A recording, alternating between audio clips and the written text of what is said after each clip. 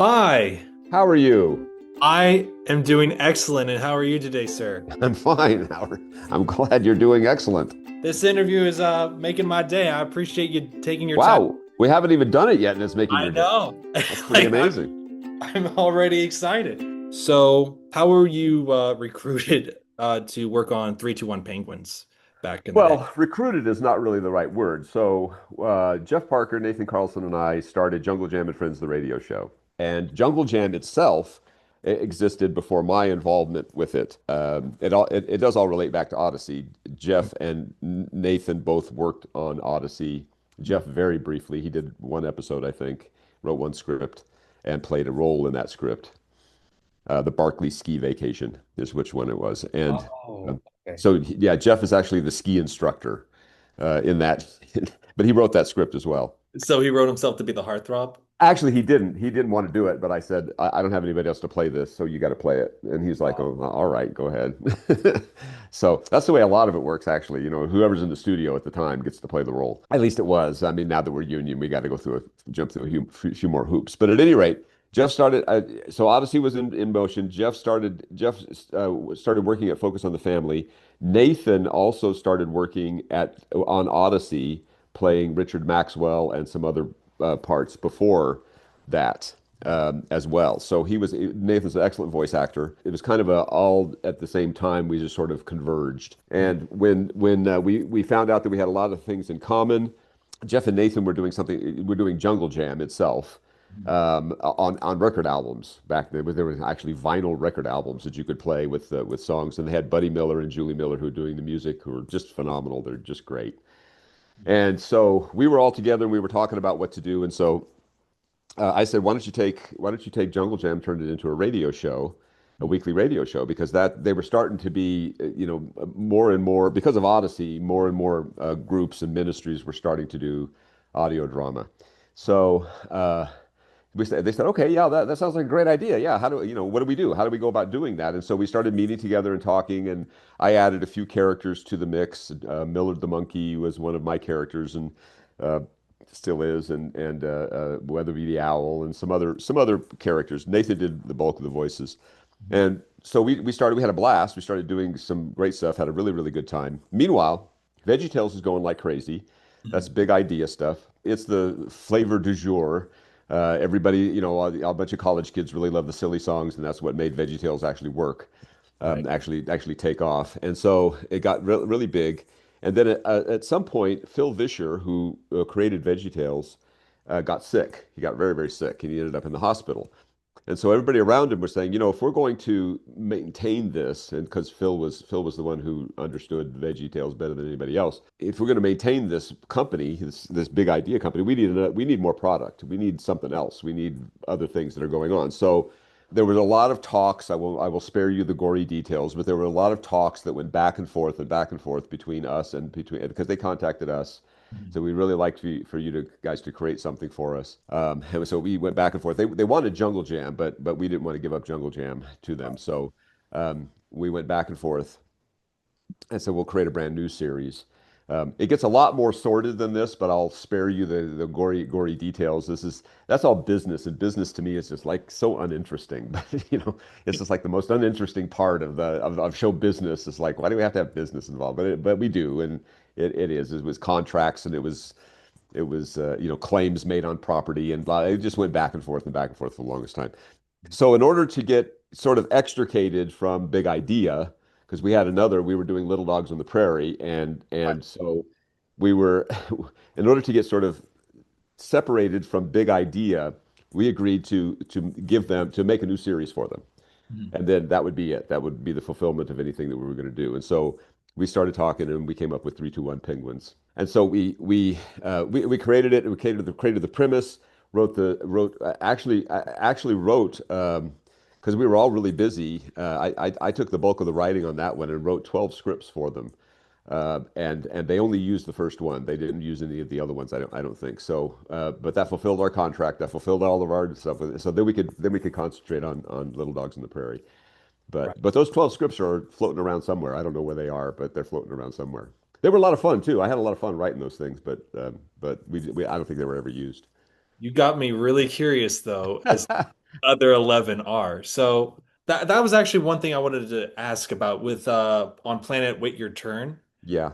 You're credited in the for writing it, but also five other people. Why were five other people credited? That's frequently the way. I guess they did use some ideas from it. That's frequently the way these things work. Okay, so if you're familiar, if you may be unfamiliar with how Hollywood and how also movies sort of work and television shows sort of work. The writer, let's put it this way, in most entertainment venues, the writer is the lowest form of life. Really? Yeah, Oh, they're just considered they they're kind of down on the totem pole. Writers are down below, but kind of buried in the ground. You maybe see this much of the writer's head on the totem pole. Um, I mean, that's just the way it works. So now television is better because television is a writer's medium. Sitcoms, especially, are a writer's medium. So writers carry more weight with sitcoms. Movies are all about the director. They're all about the director, and so it really doesn't. Whatever the director wants, even if it doesn't make sense, we're going to cut out these three scenes. Those three scenes are actually the heart of the screenplay. I don't care. I don't want. I want the visual to be this. And I'm like, okay, whatever. And there's nothing you can do. They bought your screenplay. They can do whatever they want with it. So most writers are not the producers of the shows, even though they originate the ideas and the scripts and write the scripts and originate the stories and write all of the episodes. And even though you can't do anything without that, okay, yeah. you can't do anything without a script. I mean, you got to have the story. Somebody's got to write that. This has been the way it has been ever since, entertainment began. Mhm. But as is usually the fashion, I mean, the writers are more interested in creating. The Right. writers are more interested in delving into the world and creating and getting all that stuff and have virtually zero business sense at all, virtually. And then it becomes a world of politics. And politics is about power. Whoever has the power makes the rules. And so when you sell your script, I mean, this is just the way it works in the business. You sell your script, you really don't have any say over what happens in it anymore. So that's just the way it works. But and sometimes, by the way, I mean that's it was really nice of Big Idea to actually credit me because a lot of times the original writer doesn't get credit at all. They just knock them out. That's ridiculous. I mean, it is. It's crazy. It all depends. There's a lot of. I'll tell you a story about another show that I worked on. It was from out of New York. It wasn't a Christian thing at all. It was well, I wonder if I should mention it. I'll go ahead and mention it. Whatever. It was a show called The Webulous World of Dr. Seuss, and I worked on that show. That was for the Jim Henson people who were doing it, and Will Ryan and Will actually got on the show first, and then he said, "Hey, this is a great writer. Why don't we bring him out because they needed writers?" And I met a whole bunch of people and went out to New York and worked on that. Did a couple of episodes, but for that show, and then worked on a whole bunch of others. So you work on a lot of scripts, but you'll get credited as the main writer. If it's a union gig, you'll get credited as the main writer because the union protects you and they'll make sure that you're up there. But they don't have any control over how many other writers are also listed. Okay. So so a lot of this really depends on how connected you are to the people in power. Hmm. So there were another couple of writers on the show who their agent their agent wanted them really pumped. They were trying to sell these two people as writers. They were trying to sell these two writers to everybody else, right? And they came in and actually all they did was just do kind of a punch up to one of the scripts, but they got the main credit for it because the agent brokered the deal with them. And the main writer, who also had the same agent, by the way, the main writer had the same agent as these two other guys who were just trying to, but the agency was really trying to bump them up. And so the main writer of that script just kind of got pushed down. And so he said, "You're my agent too. What's going on?" "Yes, we know, but we really want to bump these guys up." "Why? At my expense?" "Yes." Oh, That again, that's just the nature of the business. It's the way the business works. And it's really bad. It's really unfortunate. It's very stressful.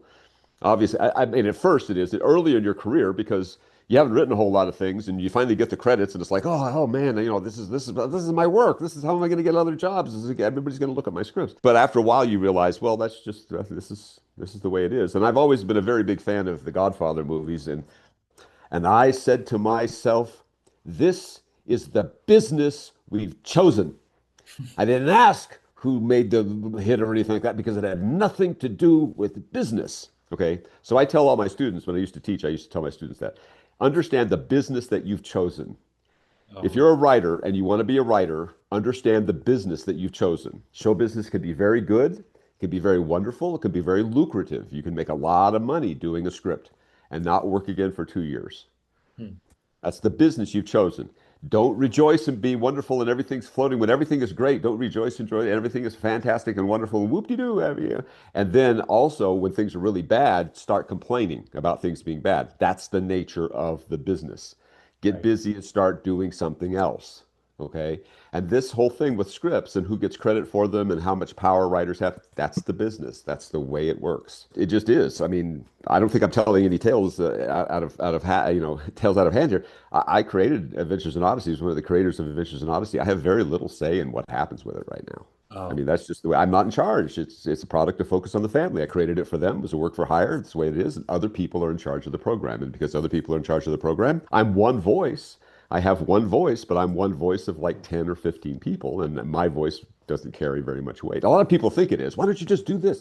That's not, I don't have any, I wish I did. That would be lovely, but I don't, this is the business. That's the way it works.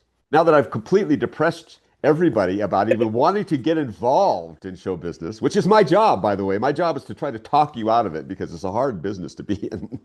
And even in Christian circles, I mean, I hate to say this, but even in Christian circles, it's very much that way. It's very much that way. The business takes over, and anytime, because in a lot of respects, you're talking about a lot of money, especially in films. If you're mhm, doing films, you're still talking about a lot of money. Even though most Christian films are very low budget is still several million dollars. That's a right. lot of money. And it's not like the secular world who routinely spends $100 million on a movie these days. But if you're talking $5-10 million, somebody has to put that money up, and they're going to want to make sure that their investment they get a return on their investment.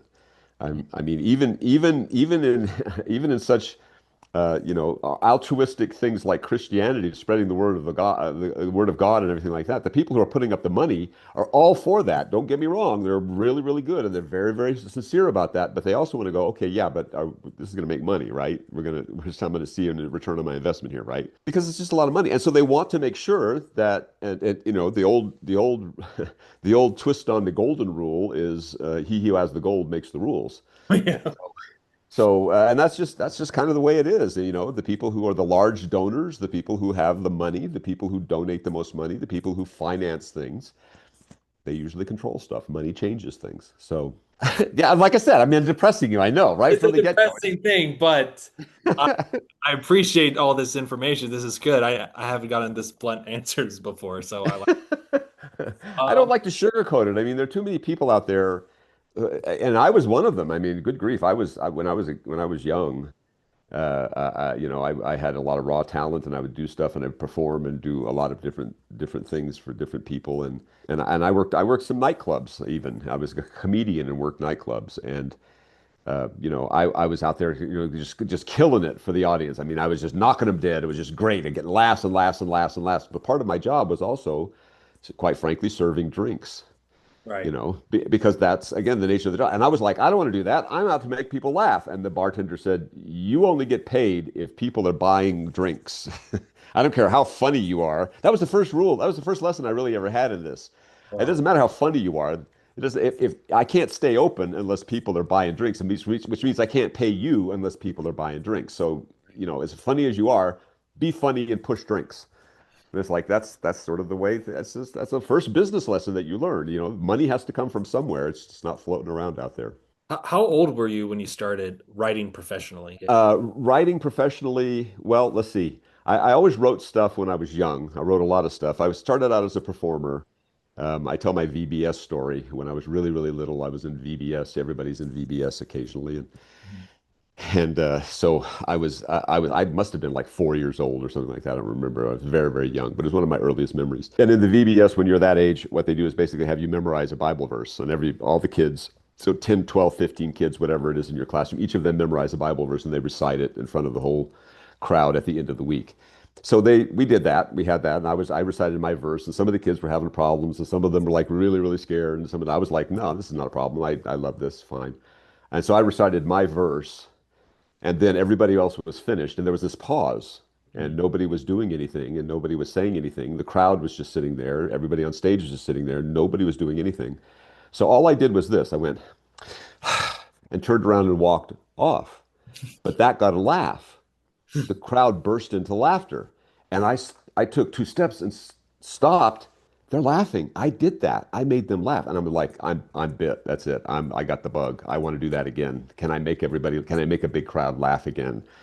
So that was me, the first part. That was my entree into being in front of people and performing in front of people. Right. And so as I grew up and went through high school, we did a lot of sketch work, a lot of writing, a lot of plays, and I usually performed in a ton of them. I mean, we probably did 200 plays during my high school year. We were just performing, and then went into local theater and started doing. I'm here in Arizona. I moved back to Arizona after about 40 years in California, but we used to have a group called the Southern Arizona Light Opera Company. We did musicals, and I did a bunch of those. And then I went off to school and did a bunch of stuff there. And I was still always writing, always writing, always writing. But then finally, I moved out to California. My wife and I moved out to California. Everybody said, "You got to go out to California. You have a unique look. Nobody looks like you, and you're talented, and they'll hire you." So there used to be these papers called Dramalog. The Dramalog had all the plays, the local plays and the local productions and the local independent films and the casting notices for all of them. And I would read a casting notice in Dramalog that described me. It was me. It was like your height, my skin color, my complexion, blonde hair, blood, glasses, the whole bit. It was me. I'm like, this is me. And I would go there, and there were 50 other guys who looked just like me. So, so I went, okay, all right, maybe acting is going to be a little tougher than I thought. But I didn't know why writing would be any less tough. It wasn't. But I really enjoyed it. I really enjoyed writing. So I thought, well, I'll do both. I'll act and write. And so I took some courses in writing, and and I was working at a film services company to pay the bills. Just people would make movie trailers, and we cut the trailers actually onto the feature film. That's part of what we did, and stuff like that. So while I was doing that, we also put back when film was actually film. Now it's no longer film. I mean, 35 millimeter was actually 35 millimeter film, and it was projected. Wow, old school.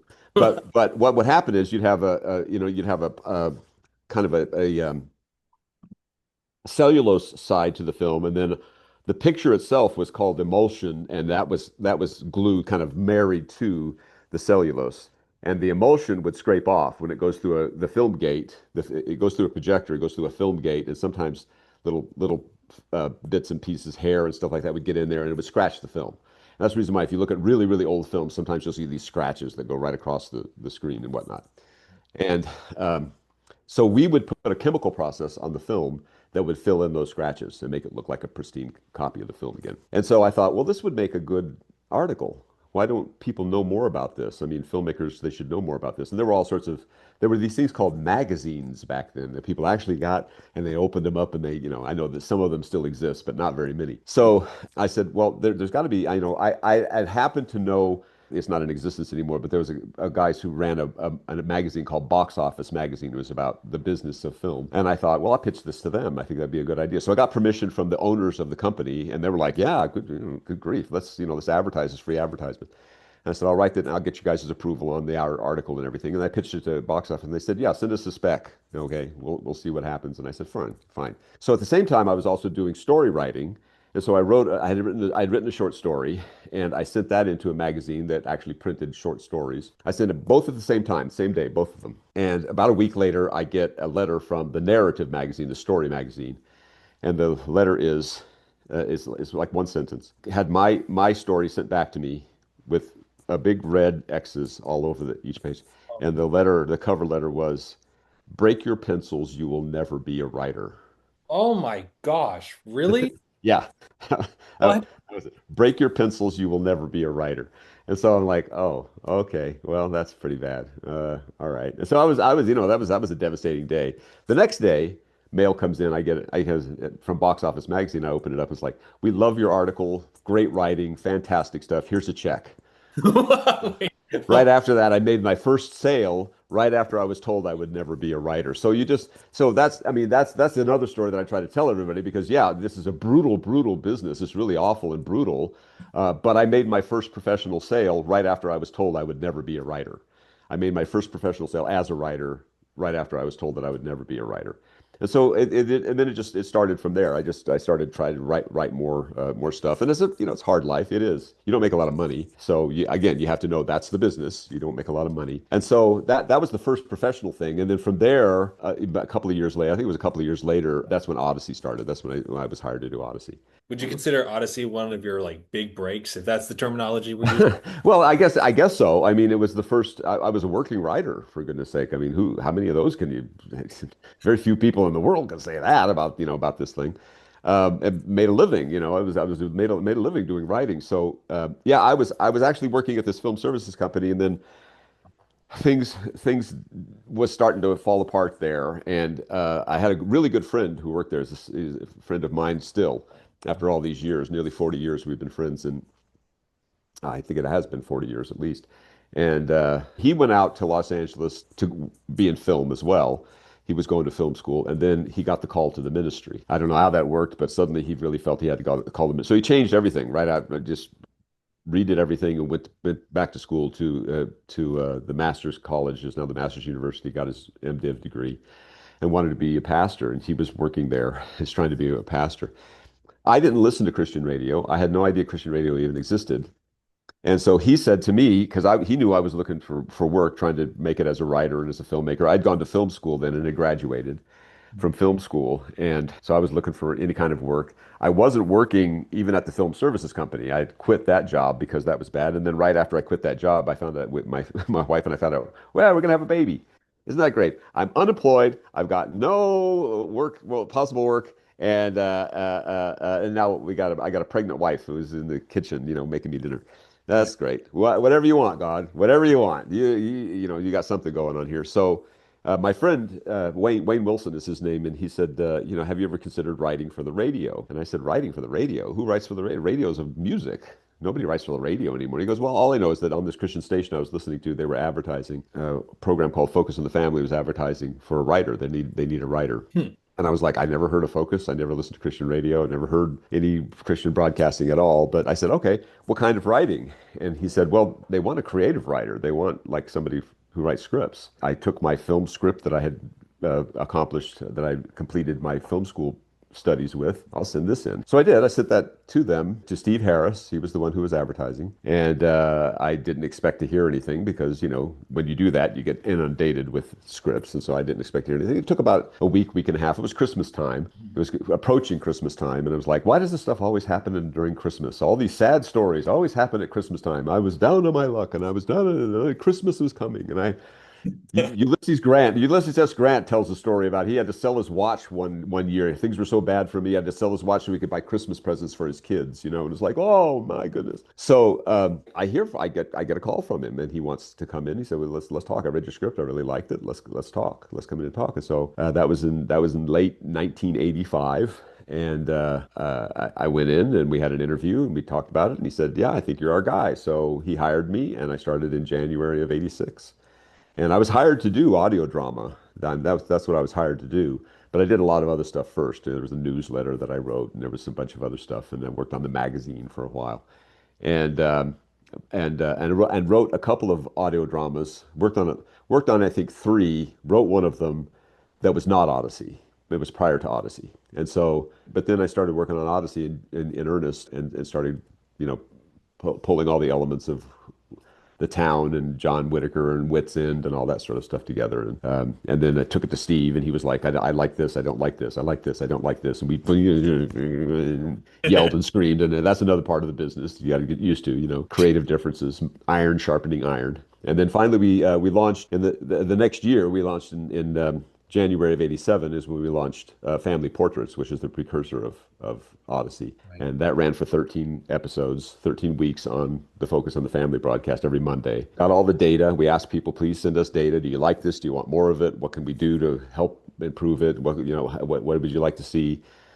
And took all that data, and then over the next several months, put it all together, started writing scripts, and Adventures in Odyssey was born and was debuted in November of 1987.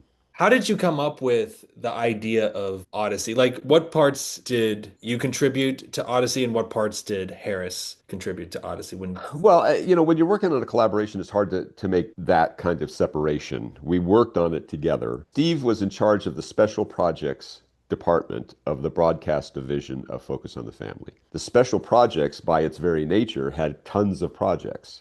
Hmm. And Steve was in charge of tons of projects, and Odyssey was just one of them. Mhm. And Steve's specialty is getting things off the ground. Mhm. He's really very, very good at that. He's a very, very, very talented. He's to do that. You want something, a prototype, you want a pilot episode, you want something like that. He's great at that. He's really super at that. And so he was busy working on a lot of other stuff. So during the daytime, I was like coming up with a bunch of stuff and doing the background and the history and all that sort of stuff of Odyssey and trying to put all that together. And then I would go in toward the end of the day, like the last 2 hours of the day, present it to him and say, here's what, because he was my boss, present it to him, and he would go, okay, well, let's do this. And then literally it was, okay, how about this instead of this? And how about this instead of this? And how about this instead of this? I didn't want to do Odyssey as it is now first. I wanted to do a variety show. I wanted to do something like the old Jack Benny show. Ah. And he said, no, no, no, we're not going to do that. We're going to do a narrative thing. And at first, Focus wanted us to do a daily show. Oh my goodness. Yeah. I was like, there's no way we could do a daily show and maintain any kind of quality. So it would have to turn into a soap opera, and it would only be 15 minutes long every day, and the first 10 minutes would have to be a recap of the previous day. So we'd only have 5 minutes of new material a day, and I don't think anybody's going to want to do that. They said the way radio works these days, it's got to be a daily program, or it's not going to work. Nobody's going to listen to a weekly program on the radio. Mhm. That was the standard gospel back then. You just don't, nobody's going to do that. And to Focus on the Family's credit, and to Steve's credit, for fighting for it, saying, "Look, we've got to maintain doing this, no matter what." That they stuck around, and then Dr. Dobson got behind it, and he said, "Okay, here's how we'll build an audience. We'll make the cassette available for free. If you want a free copy of it, you can get a copy of it." Later on, we've been doing that for a while, um, and it built an audience. I mean, a lot of people then were like, "Hey, great, that's wonderful." And then he found out, about 6 months into the program, he found out we were still giving away the cassettes for free. And he goes, "No, I only meant to do that for like a couple of weeks. You guys are no, what happened? Been giving them away for 6 months? What are you talking? What are you crazy?" So, so we had to go back and retool all that. But that, again, that's all the business part of it. But Steve and I worked on it together a lot. I chronicle some of this in a book I wrote about Odyssey, and the complete guide to Adventures in Odyssey. I wrote a book in the 90s. But that was only when we had, not even 400 episodes at that point. It was like 300 and some odd episodes. And but I talked about, the creation of it and how it all came about and whatnot. Steve and I were really we collaborated a lot on John Avery Whitaker's name. I gave him the background basically. It's sort of the creation of the character. Steve said, "I want a grandfatherly figure."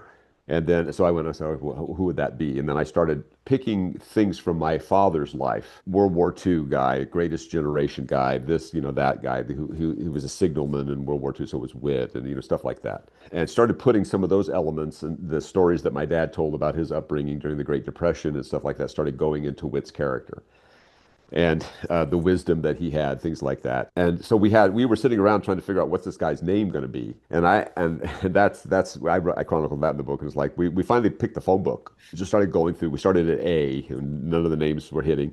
Went all the way to W, and literally going through all the phone book, almost page for page on the phone book, and finally got to W. And when Whitaker came around, I thought that'd be a great first name. I wanted his first name to be Whitaker. Hmm.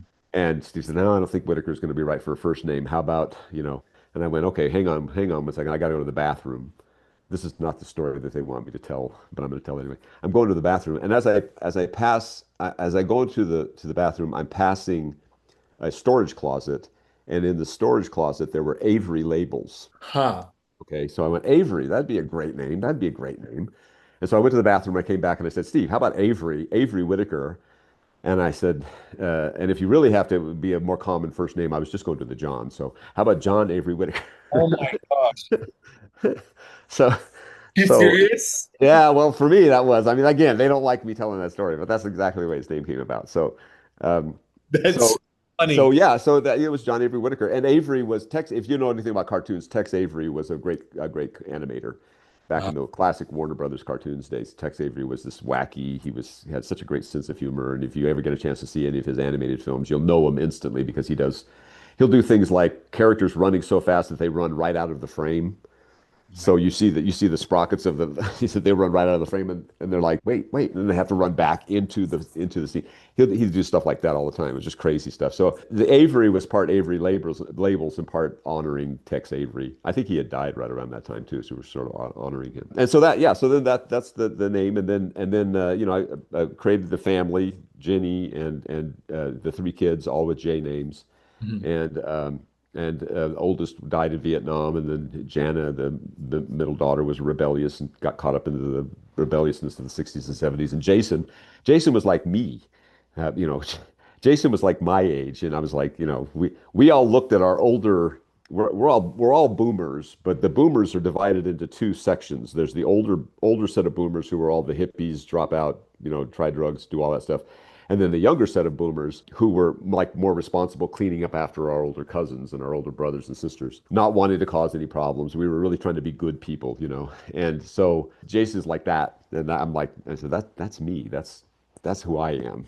So he's much more bold than I am. I mean, I would never be a secret agent or anything like that. But and Townsend Coleman, who plays him, he's definitely, I mean, just very much like Jason.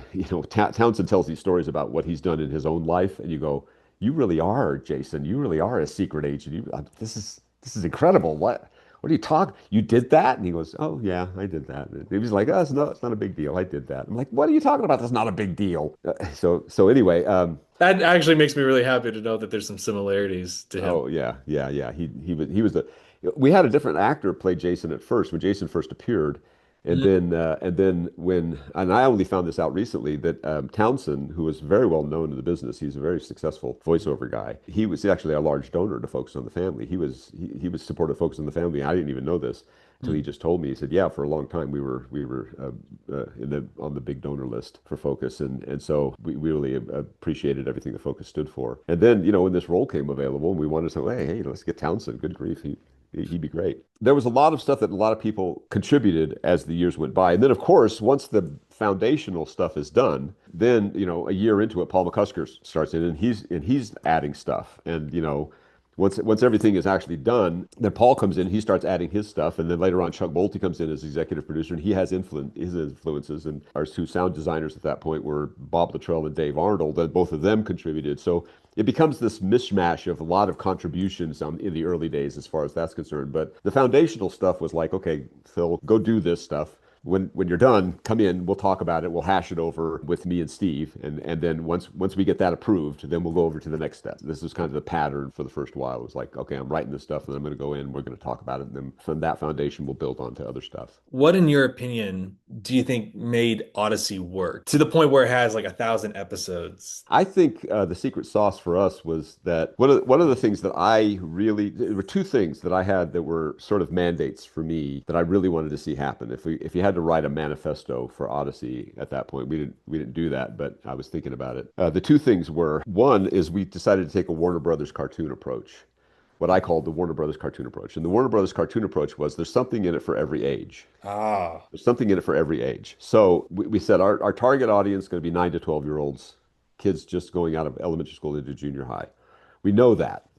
What do kids like to do? When they really like something, they play it over and over and over and over and over and over and over again. And where are they usually playing this? In the car with their parents, who have to listen to it over and over and over and over and over and over and over again. And I said, if the parents are going to have to listen to this over and over again, we might as well give something to the parents too. Let's do something for them in every episode as well. So we'll really fashion the stories so that anybody listening to this is like, you can get a different thing out of it at each age. And so then we said, let's go the other direction. Let's give something for the really young kids too on every episode. Every episode, the younger brothers and sisters of these kids of our target audience are going to want to listen to it as well. And so at every age, you can listen to Odyssey and get something out of it that's appropriate for for your age, from little kid all the way up to adult, all the way up to old adults. And I've been very gratified. Very few programs have this. We've been blessed because we've been around for so long. Very few programs and program creators have an opportunity to witness this. But I see stuff posted on Facebook or get fan mail or every once in a while, especially stuff posted on Facebook. Social media has really done this a lot. But people will write in and say, in this episode, blah, blah, blah happens. I never caught that before. I must have listened to this episode 30 times and I never caught that before. Isn't that amazing? Do you think the writers knew what they were doing when this when this is going on? I was like, well, yeah, we kind of did. We actually did know that that was going to be something that when you hit a certain age, you would get the joke. You Right. would get the reference. You would get this thing. Okay, it wasn't just an accident. It wasn't. We planned it that way, and it's really great to see that you've grown up with the program.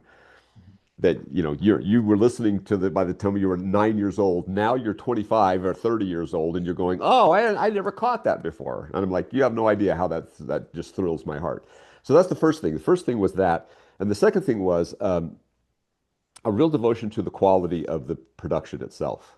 Mhm. Again, I was just I was hired to do this, so it's not like I had any say, certainly not like I had any authority. But in the conversations that we had, I was very emphatic about we need to elevate the level of audio drama.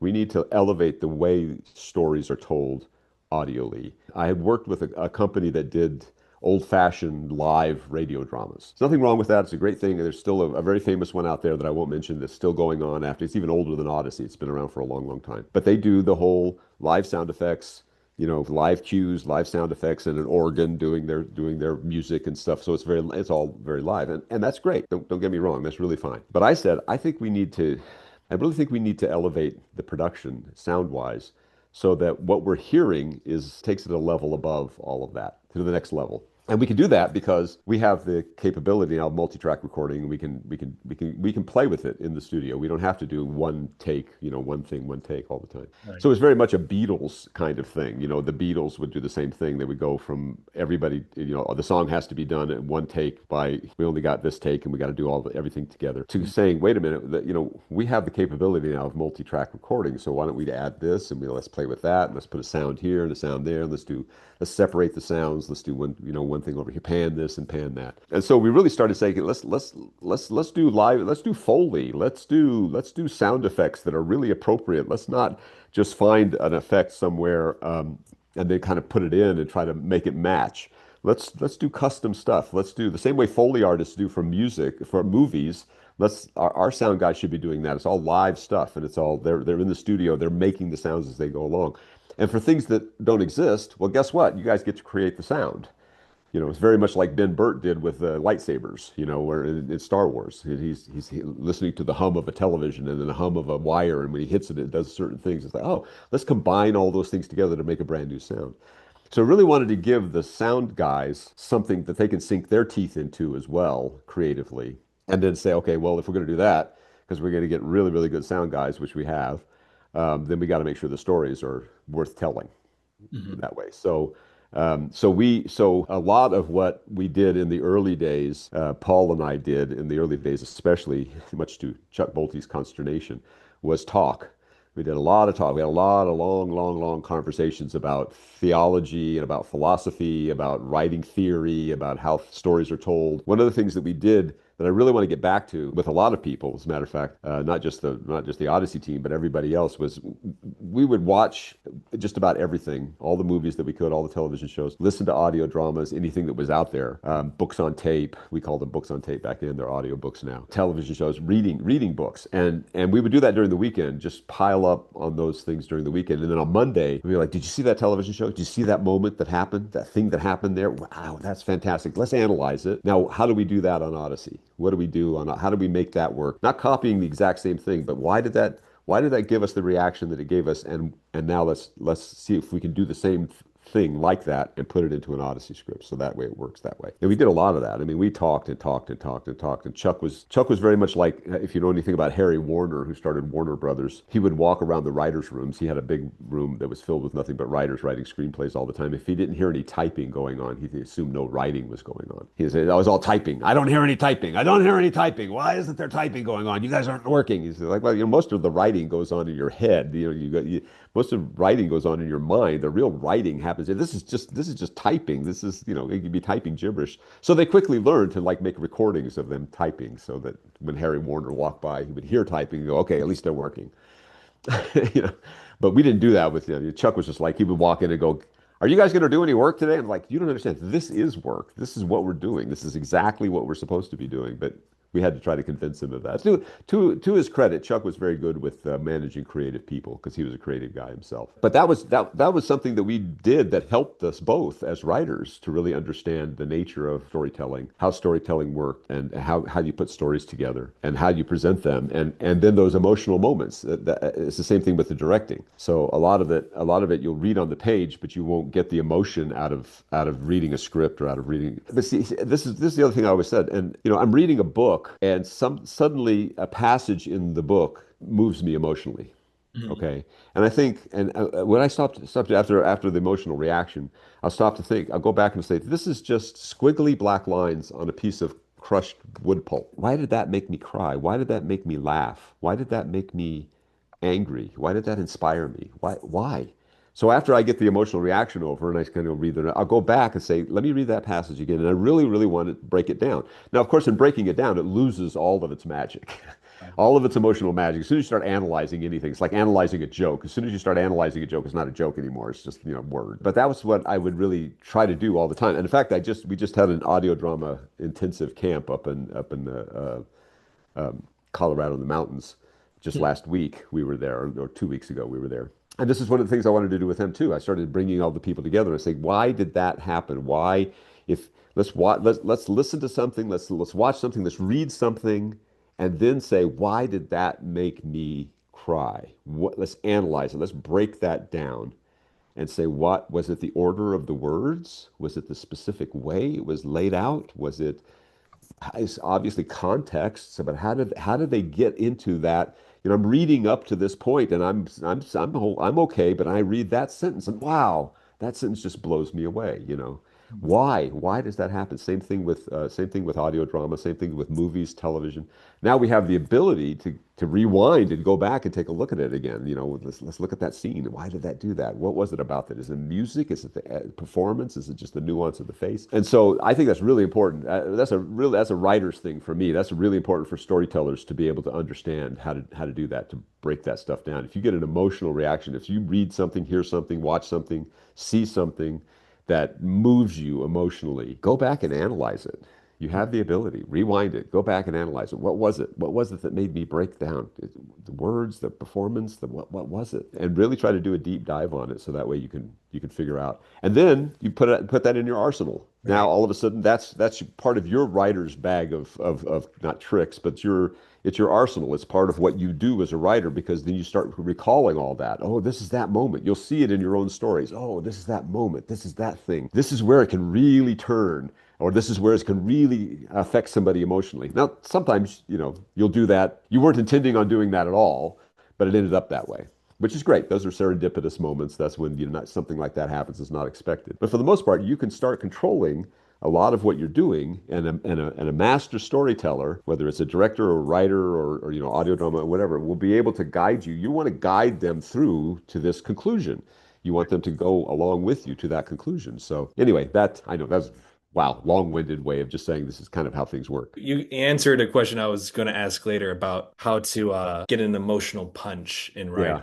yeah. So, That's really, really important because it's been there before. It's been there since the Greeks. Good grief! I mean, you can go back to, you know, to Greek tragedies and see stuff that just breaks your heart. yeah. Read the Iliad, read the Odyssey. There are things in there that happen, and you go, "Whoa, wait, whoa, what happened?" I'm right now going through the Iliad, Right. and I got a copy of the Iliad, and then I'm reading along with it as I'm listening to it. Okay, I'm pointing to my iPad. It's right here. Okay, it's right there. But I'm reading along with it. If you want to know how to write graphic scenes of death and dismemberment, read the Iliad. I mean, it's all about war, and it's about this person. Ulysses went out and thrust his sword into this guy's guts and pulled it back out along with his liver, which came sploiting out of his guts. I mean, it's just passage after passage after passage of gruesome death. And it's like, this is the most, and you respond exactly how you responded, which is like, oh, but then you look at it, it's just, well, these are just words on a piece of paper. So why is this making me react that way? Well, the way and this, Homer's a blind poet. He had to memorize all this stuff. He, so, so he's like recounting all of this stuff that he's heard before from somewhere. And he's telling this happened here and that happened there, or this guy's arm was lopped off, and the sword skidded down Ulysses' ribs, flaying part of his flesh away, and you're like, wow. Duh. But and then if you read the Odyssey, I did the same thing with the Odyssey before I did the Iliad. It's such an emotional tales. It's like the throwaway lines, but they have the most like either horror or emotion to them. When they get trapped by the Cyclops in his cave, the giant Cyclops in his cave, a whole bunch of them from Ulysses' ship get trapped inside there, and immediately the giant eats two of them. Ooh. Yeah, two of the crew. He just eats. We lost this person because the giant ate him, and then this person as well. And they ate him until he herded the rest of us, and he's going to save us for meals later on. It's like that's just a throwaway. The way it's presented is sort of like a throwaway, like, oh, it's no big deal. No, no, the giant just ate two people. And how are we going to get out of this guy? How are we going to get out of the clutches of this giant? So it's very emotional. It's on the edge of your seat, but and I look at that and say, if I'm going to write a suspense story, I'm going to go back to Homer and I'm going to figure out how in the world do they get out of that situation? What do they have to do? The cleverness of getting out of that situation is really, really great. You really need to study all of these things. Read as much stuff as you can. The good is the bad as well as the good, because if you start reading bad stuff, you realize, oh, okay, I want to avoid that. Yeah. That's not what I want to do. This is really bad prose here, so I don't want to do that. But then you could look at really bad prose and try to figure out, well, what is this person really trying to say here? Because that's another thing. You can look at it and say, maybe they're just really bad at prose, but they have a good point.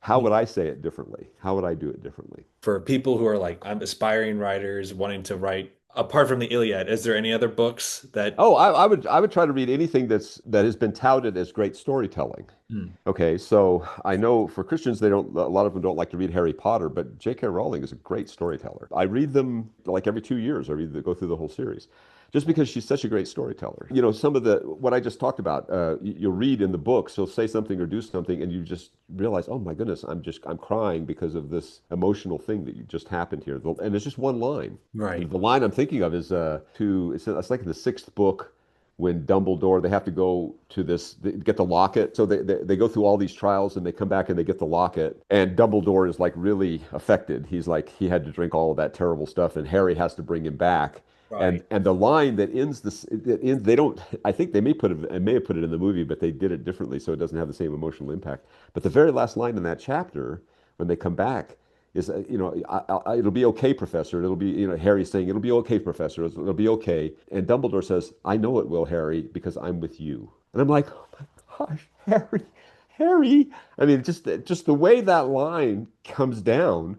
Dumbledore's the most powerful magician in the world. He's the most powerful wizard that ever lived. And he's saying, I'm okay because I'm with you, Harry. What? What? So it's stuff like that where you get that kind of a reaction on stuff, you go, oh my goodness. Read those kinds of books. How does she do that? How does she weave this tale? First of all, how does she keep all these details? Because these things are unbelievably plotted. They're so thick with plot. How does she keep all these details in order so that and explain them so that you don't forget anything? You know exactly who this is and exactly what's going on with there and. That's great. That's just masterful storytelling. Do that. Same thing with Tolkien. I would read Lord of the Rings. I couldn't read the Lord. It's really funny because I had to listen to it before I could actually read it. I used to try to read the Lord of the Rings, and I would try over and over and over to read it. And I'm like, we're 200 pages into this book, and they're not even out of the Shire yet. Yeah. Like, ugh. So then I said, you know what? I'm going to listen to it instead. I'll do the same thing that I'm doing with the Iliad. I'll listen and read along with it. And that was much, much better if you get somebody who really knows what they're doing reading wise, then they'll start playing the characters. And you realize the story is about Sam. I mean, Sam is the main character here. It's not Frodo. It's not anybody else. Sam is the one who's like he comes into his own throughout this entire book. And the other thing you realize is that and always read the forwards. That's another thing. So always read the forwards because Tolkien says in the forward, I wasn't really doing a novel here. I'm more interested in the language.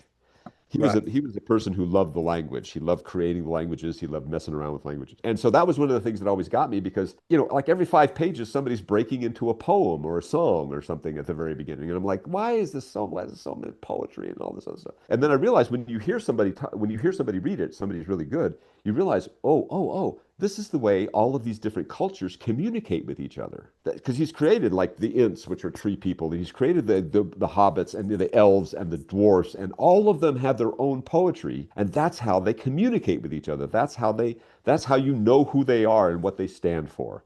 And I know a lot of Tolkien people out there probably listening to this going, well, of course, duh. But I didn't get it. I didn't get it until I was listening to it. When I was listening to it, then I was like, oh, okay. I really get it now. I understand now exactly why that's there. And I love it. I couldn't figure out who Tom Bombadil was. Why is he even in there? For the longest time, I was like, why is this guy even in? Until I listened to it. And then when I listened to it, and I also read another book that was called In the House of Tom Bombadil, which is a really great book about Tom Bombadil. I was like, oh, I get it now. I know exactly why he's there. And it's perfect. He should have been in the movie. He should have been there. He should have been, as a part of the film. Again, I don't fault Peter Jackson for doing that. You have to make sacrifices when you're telling the story, so that's the way it worked. But so yeah, read Tolkien, read Lewis, read C.S. Lewis. Good grief, Lewis was a master of prose. No, That's the reason everybody loved him in the first place. Just whether you're reading his essays or whether you're reading his narrative books, he just transports you. He just takes you away because he's so good at what he does. Read all of them. I mean, read as many as you possibly can. I always loved when I was a kid. I read books called a series of books called The Boxcar Children. I don't oh, even know if they're out there, but I love The Boxcar Children because it's this romantic kind of story about these four kids who are abandoned by their parents. They're orphans, and they live in a boxcar and make a great living for themselves. She has descriptions. I think that was a woman writer. She has these great descriptions of what they ate and how they found food and they would cook it. And she describes their meals, and I'm like, oh, just my mouth is watering just reading what they're eating. And they're eating, they're not eating great stuff, but the way she describes it is just they had this and they had that, and it was the most delicious thing they ever had. And you're like, oh, wow, I'm so hungry right now. And I was always fascinated by that. How do these words make me have that kind of reaction? Why are they doing that? So I was very big on that. In fact, and I don't even say that you have to be. I don't want to be a snob about it. Anything that moves you, read stuff that moves you. I'm not a big comic book fan, and I don't really like graphic novels. But if there's something in one that really causes you to have an emotional reaction, if you really do, go back, look at it again, and say, why did that happen? What happened here? Why did that do that? All of a sudden, I'm trembling. All of a sudden, I'm really anxious. All of a sudden, I'm angry. All of a sudden, I'm crying. I'm laughing. Whatever it is, what was it that made that happen? How did that happen? And then you have to realize you're gonna analyze what came before and just what comes right after too, because that's all a part of it. The moment itself is just part of it. You got to analyze how you got into that moment and how you come out of that moment. So that's all, like I said, anything and everything. Scripture is wonderful. When you look at scripture in that light, all of a sudden scripture just is completely different. Two things about scripture. When you start looking at it as that, you're reading it as a story and you're getting the emotional impact out of it that way. It changes the way you read it. And then the other thing is realize that everything that you're reading is goes there's so much depth to what you're reading that you don't even realize how much depth there is. Most of us, because if you grow up in the church, if you grow up as a Christian in a Christian home, you read it and it's sort of like you stay at the surface level. You're like, okay, well that's what. But you don't even realize how much depth there is to all of these stories, to everything that's going on. I mean, there's just so much. Jordan Peterson has been great about this. I mean, taking this story of creation and just going deeper and deeper and deeper. And the story of Abraham sacrificing Isaac, and the story of Jonah, and the story of Job, and all of these. You go, wow, there's so much more to this than I even realized. And that opens things up for you too. let's say you analyzed all the emotional scenes and you're trying to write a scene with emotion. Hmm. How can you test the quality of your own success in your own writing? Because it's hard to react if you already know what's about to happen. Like if so, it's hard to analyze your own work. So I would say that there are two things about that. First of all, you probably know when you're mapping out everything, you're outlining or mapping out stuff. You probably have a good idea where you want to go, what you want the big emotional push to be. I mean, right. that's all part of it. You got to build to the climax. The climax is going to be the most emotionally charged thing that you do. But along the way, then there are other things that you can do to make the emotion come alive as well. Mhm. There are two things that I would do. First of all, I'm an inveterate outliner. I really like to know what my story is before I start committing it to script.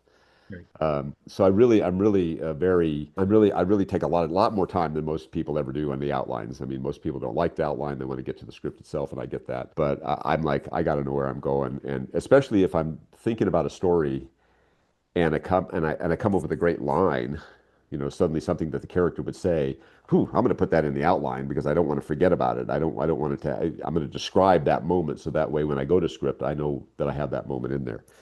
Um, so there's that, and that's just experience. That's just a lot of experience. Where the emotional moments are, you kind of have a feel for it. It's a lot of experience. But then the other thing that you should do, I think, every once in a while is try to surprise yourself. Hmm. So go with stream of consciousness. Just write whatever pops into your head. Don't, Hmm. you know, you know you're working on a story. You kind of know what the parameters are. Just let yourself go. Let's let it flow. And it's very difficult to get into this mode, but once you get into it, you just start letting it go, writing anything that happens, letting it flow. Speak it if you have to. If you don't want to write it, because writing, it takes a little bit of analysis to get from here to here.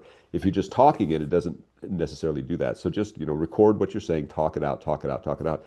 And you'd be surprised how many emotional things you can come up with when you start doing stuff like that. Because every once in a while, something really hits you and you go, wow, I never really realized that before. How? How can I put that into this story? Maybe I need that. That's what I need into the story. There were a couple of scripts that I had written. This has happened several times, actually.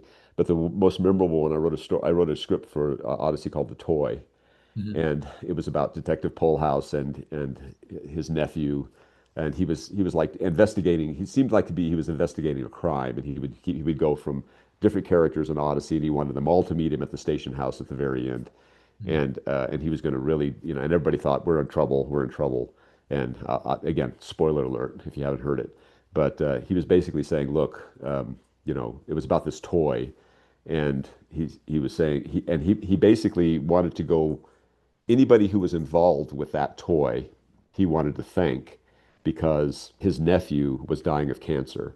And he had that toy with him the whole time. And that toy was what comforted him, what comforted the nephew as he was going through this horrible thing. And so Polhouse just wanted to thank everybody who was involved in the making of that toy and in getting that toy to his nephew. They didn't even know they were doing it. They didn't even know what was going on, but he was just investigating as a police officer.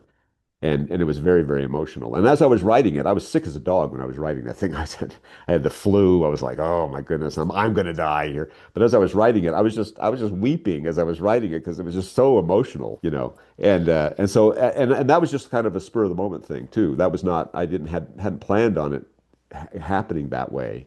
But it did. It just kind of unfolded that way. And as I was writing, I was just like, oh my goodness. And then I would, okay, wipe the tears, put it away, come back.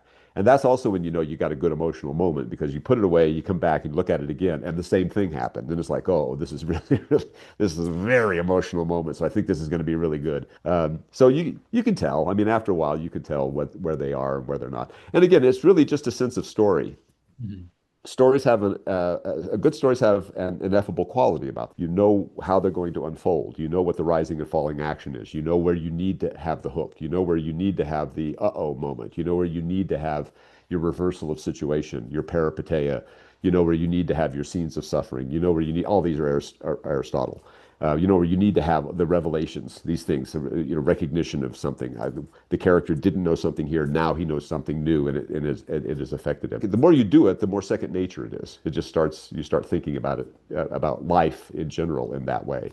And I think that's the best way to do it. You just got to do a lot of it. How do you go about incorporating spiritual and deep truths? Yeah, we talked a lot about this at this camp that I just came back from. What was interesting about it, I'll try to answer that by telling you what happened there. What was interesting about that camp is it was an audio drama camp. It was all about audio drama. How do you make them? We did a really deep, intensive, and on the whole aspect of the whole process of making an audio drama. Everything from idea through story, outline, scripting, polishing the scripts, getting the actors together, directing them, recording them properly. Then we brought in Todd Bastide, who is a really great audio drama producer. And he brought his whole, all of his equipment and showed everybody exactly what he does in the process, and it was great. It was really wonderful to see because a lot of people never see that. You never see what the post-production guys do. You never see what the sound designers do. But they have how do you cut the tracks together? How do you make sure the timing is right? How do you put this sound effect here and that there and this here and that there and everything? So that was great. And then we brought John Campbell, who was a great composer, our Odyssey composer. He came up with all of his equipment, and he said, "Okay, once all of this happens, now it comes to me, and I have to compose stuff." And he put it up on the screen, and he showed you everybody exactly what he does. Here's this. I think what I want here is an oboe, and I'll put the oboe with this clarinet, and we'll put these things together. And it was like, wow. Both Todd and John, especially John, was like, "People want to see this. This is boring." I said, "No, no, no. You don't understand. Nobody ever gets a chance to see this stuff." And it's really great to see a professional, somebody who really knows how to do it. He goes, "But I'm not a teacher." I said, "No, you did more than teach, man. You showed them exactly what to do, and that's fantastic." But the thing that came out of that was we were there focused on that. Mhm. Okay. That's what we were there to do. We were there to talk about audio drama. And what was really gratifying was the spiritual aspect showed up anyway. Now, I'm sure you have too. I've been to a lot of places where it's supposed to be one thing, but then let's force Bible and church and Christian stuff and praying and stuff into it. And then we're trying to make it, and it turns into a kind of a quasi Bible camp. Nothing wrong with Bible camps. There are plenty of them out there all around, and you can go to one if you want. But when you're going to do something else, what I thought was, like I said, was really gratifying to me was the fact that we were there focused on trying to do great audio drama, figuring out what those elements were, and the spiritual stuff came through anyway. Mhm. And I said, okay, that's because we're living it. We're not just trying to say that we're living it. Okay. We're not forcing it into anything. And we shouldn't worry about trying to force it into anything. If Mhm. you're actually living it, it'll show up anyway. This is what C.S. Lewis meant when he said, we don't need more Christian writers. We need more writers who are Christians who write about everything. Hmm. Your Christianity, if you're living it, if it's absolutely part of who you are, will show up anyway. And Hmm. so I did a speech, I did a lecture to a homeschooling group, and they wanted me to talk about writing and stuff. And somebody asked that very question: how can you make sure? I said, I never worry about spiritual stuff, about putting spiritual stuff in my work. I never worry about that because if I'm doing what I'm supposed to do as a Christian, it's going to show up anyway. Hmm. It's going to show up in the way the characters behave with each other. It's going to show up in how a good person treats an evil person. It's going to show up on how the evil person responds to that. It's going to show up anyway. It's going to be there. Hmm. So that's why I would say never force it. Never try to force anything like that. Just live a good Christian life. Be devoted to God, and then do your work. Augustine said, "Love God, then do as you please." That's the thing. If that's the first and foremost thing, anything else you focus on is automatically going to be a part of it. The spirituality will always show up. So we never really worry about it. Now on Odyssey, of course, this is a program that has a Christian basis, and we do need to make sure that we're actually applying in a very real and very present, pragmatic sense. Here's the scripture that you need to go to because this is what happened. When we did Jungle Jam, there were some folks who said, maybe you should try to bury that Christianity stuff inside the story. And Jeff Parker, who was a producer, said, "We're not ashamed of who we are." You know, so we're going to say right from the get-go in Psalms 23, verse blah blah blah, it says this. And Mhm. that was a lesson the Jungle Jam characters had to learn on today's episode. And then we go on this great, funny, wild story about that thing. So we Right. don't, we present it to you right up front and basically, saying, yeah, but wouldn't you get a greater audience if you just kind of hid the stuff in there and here? I mean, what you guys got is great. I said, why should we do that? We're Right. saying to you, this is who we are. And if you can get over that hump, you're going to go on a really fun ride. And Right. you'll learn something at the end too. And it'll be something that's really important.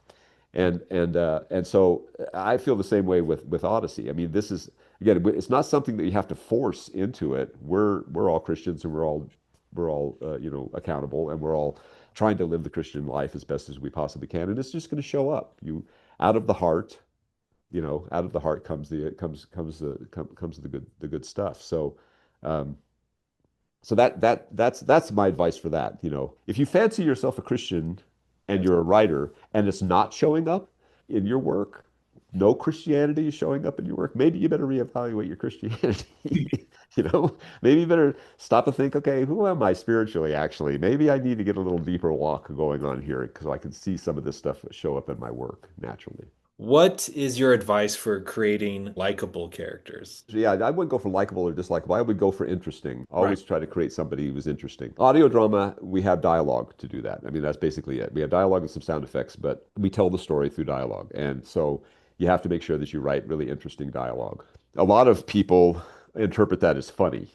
Characters have to be funny, funny, funny, funny, funny. And I'm like, no, that's kind of the easy way of doing stuff if you want to know the truth. I mean, anybody can write silly dialogue and funny dialogue and make everybody sound like they're in a Neil Simon play and they're just with quips back and forth and back and forth. And all that's fine. That's great. But your craft, as you develop your craft, then you realize I'm a wordsmith and Right. I need to fashion these lines to mold, to blend with the character and reveal what the character is of somebody through subtext and through what I'm not saying actually, Mhm. what I'm not actually saying on the nose. And so you start figuring out ways then to do that. How do I make these two characters have a scene and they're talking about one thing, but the whole scene is about something else completely.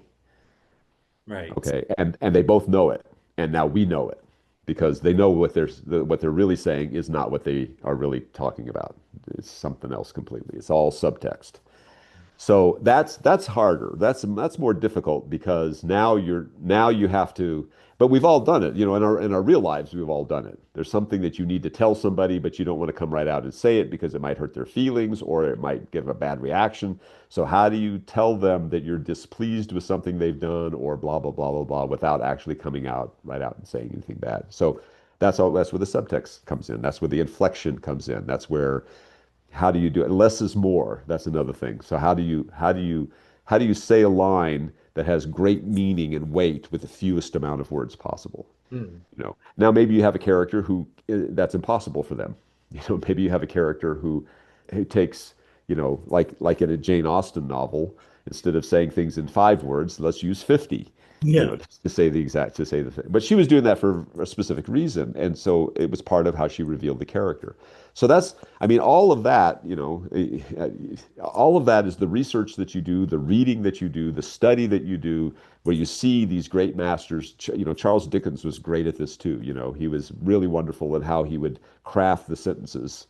And you'd hear something or you read something, you go, oh, that's so funny. Why wouldn't he just say this person is this, this, and this? Instead, he says this, and then he goes here, and then he comes back there, and he comes, it's just really wonderful how he does stuff. And that's what you want to try to do too. How do I do that? It goes back to the same kind of thing. That makes your character interesting. Then you'll know who your good characters are, who your bad characters are, who you want us to follow. So you don't make them perfect. This is the hero, but you want to make sure the hero is multidimensional, so you don't make them perfect. Right. And you don't make your bad guy completely evil. You Hmm. give your bad guy something that's kind of interesting. Now, if you look at scripture, there's I don't remember the specific kings, but I forgot who the king. Maybe I have it written down here somewhere. There you'll see through the litany through the of the history of Israel and Judah when the kingdoms were divided, who the good guys and who the bad guys were, and it's usually the kings. I had it written down here somewhere, and let me see if I can find it. Yeah, okay. So we got um, Josiah was 8 years old when he started his ruling Israel, and he did what was good in the eyes of the Lord. That was one of the things that was described right there. But he was only 38 when he died, so he reigned for 30 years. But that made him 38 when he died, and at the end he did evil in the sight of the Lord. So he was good throughout all of his reign, but until the very end he did something wrong, and then that's why he was killed. Okay, so villains. Jehoiachin, now on the other hand, he was 8 years old. He's described, he was 8 years old when he started to rule. He was either in Israel or in Judah, I don't remember which one. And it says, and he did what was evil in the sight of the Lord. At 8 years old, at 8 years old, he did what was evil in the sight of the Lord. So two 8-year-olds who are ruling, both one is the kingdom of Judah, one is the kingdom of Israel. One is good. He did what was good in the sight of the Lord. The other was evil. He did what was evil in the sight of the Lord. You go, wow, how does that work? How does that, the storyteller knows. So then you also have Hezekiah. He was a good king. He did what was good. But then all the way through his reign, and he reigned like 50 years, all the way through his reign, he was good. And then at the very end, he did something bad. He did Right. something displeasing to God. Okay. Then you have his son, I think it was either his son or somebody close following him, Manasseh, who was evil all the way. He lived like 50 years. He reigned like 50 years. All the way through his life, he was evil, but at the end of his life, he did what was pleasing to God. Hmm. So you go, you see, these are real people. So if somebody were to describe your life in a capsule, would they describe your life as he did what was pleasing to God, or did he did what was evil in the sight of God? Hmm. And then you have to think of them as people. Did they know they were doing evil in the sight of God? Did they know that they were doing good in the sight of God? How? How did they know this? Okay, so there must be some way for us to know whether we're doing good or evil in the sight of God. And I think it's our conscience. I think that's part of how we deal with, I think that's how God talks to us is through our conscience. And if we decide, though our conscience is telling us we better not do that, I'm going to do this anyway. I'm going to go this direction. I'm Hmm. going to do this anyway. Maybe we're going against what God wants. And our lives then could be described in a capsule, in a nutshell, as he did what was evil in the sight of the Lord. I don't want to be one of those guys. So, Oh, let me see here. Overcoming writer's block. Any advice? ah, yeah, that's a hard one. Um, I you try to get in as much inspiration as you possibly can. That the quick and easy, the quick answer that I have to that is research. Mhm. If you have writer's block, you haven't done enough research. So go and do some research. You're stuck because you haven't done enough research on this particular thing that you're writing about. And subconsciously, it's hampering you from moving forward. You know, you got to solve this problem. Whatever this problem is, you got to solve it. I say that, and I'm just about finished with a book that I've been working on now for more than a year. And I was stuck in one place in that book, one section in that book for like 6 months. I could not get past this place. I'm like, why can I not get past this? I'm trying. I know where I want to go. I know where this how this story has to wrap up. I'm right there toward the end of it, and yet I cannot, for some reason, these words are not coming together in the proper way, at the proper thing. I don't know what to do. Now, sometimes you write anyway. One way of getting over it is even if you're writing gibberish that you're never going to use, just keep writing because you get in the habit of writing. You're still working on something. You're still putting stuff down, even if you know you're not going to use it. And you, like again, like I said, you might be surprised. You might just be working on stuff and suddenly, oh, there it is. That's what I was looking for. I found the nugget of gold in all of the mud and slime. Yeah. Okay, and I'm going to take that out and I'm going to put that in there. So just keep working anyway. Sit down, start working. You know, I know that's easier said than done, and I'm like physician heal thyself because I don't do that, not as much as I should. But that's one way of overcoming it. So research. Another thing is just to make sure you have plenty of outline story to go on. You've already got a lot of background. You can always go back and read through some of the stuff that you've done before to give yourself a running start to see if you can't get right through that block. See where you did good things, where you did bad things, you know, where you want to shore stuff up and then start getting that running block. One trick that a lot of writers do is I don't do this in particular because I'm afraid I'll forget it when I'm sleeping, but a lot of writers will end the day knowing where they want to go in the morning, but not writing it yet. So in Mm. other words, they write up to that point. They know exactly what they want to do in the morning, but they stop because now when I get up in the morning, I come back to this, I can do the running start and know exactly where I'm going and continue on. I Interesting. don't do that because again, I'm afraid when I'm sleeping at night, I'll forget it. You Yeah. know, I don't want that to happen. Another way of doing it, Doug Wilson up in Idaho wrote a book called Plodactivity. Plot activity. Plod, yeah, plod activity. He's great. He said, I'm a great believer in plodding. You Oh, plod along. He said, so you write 100 words a night.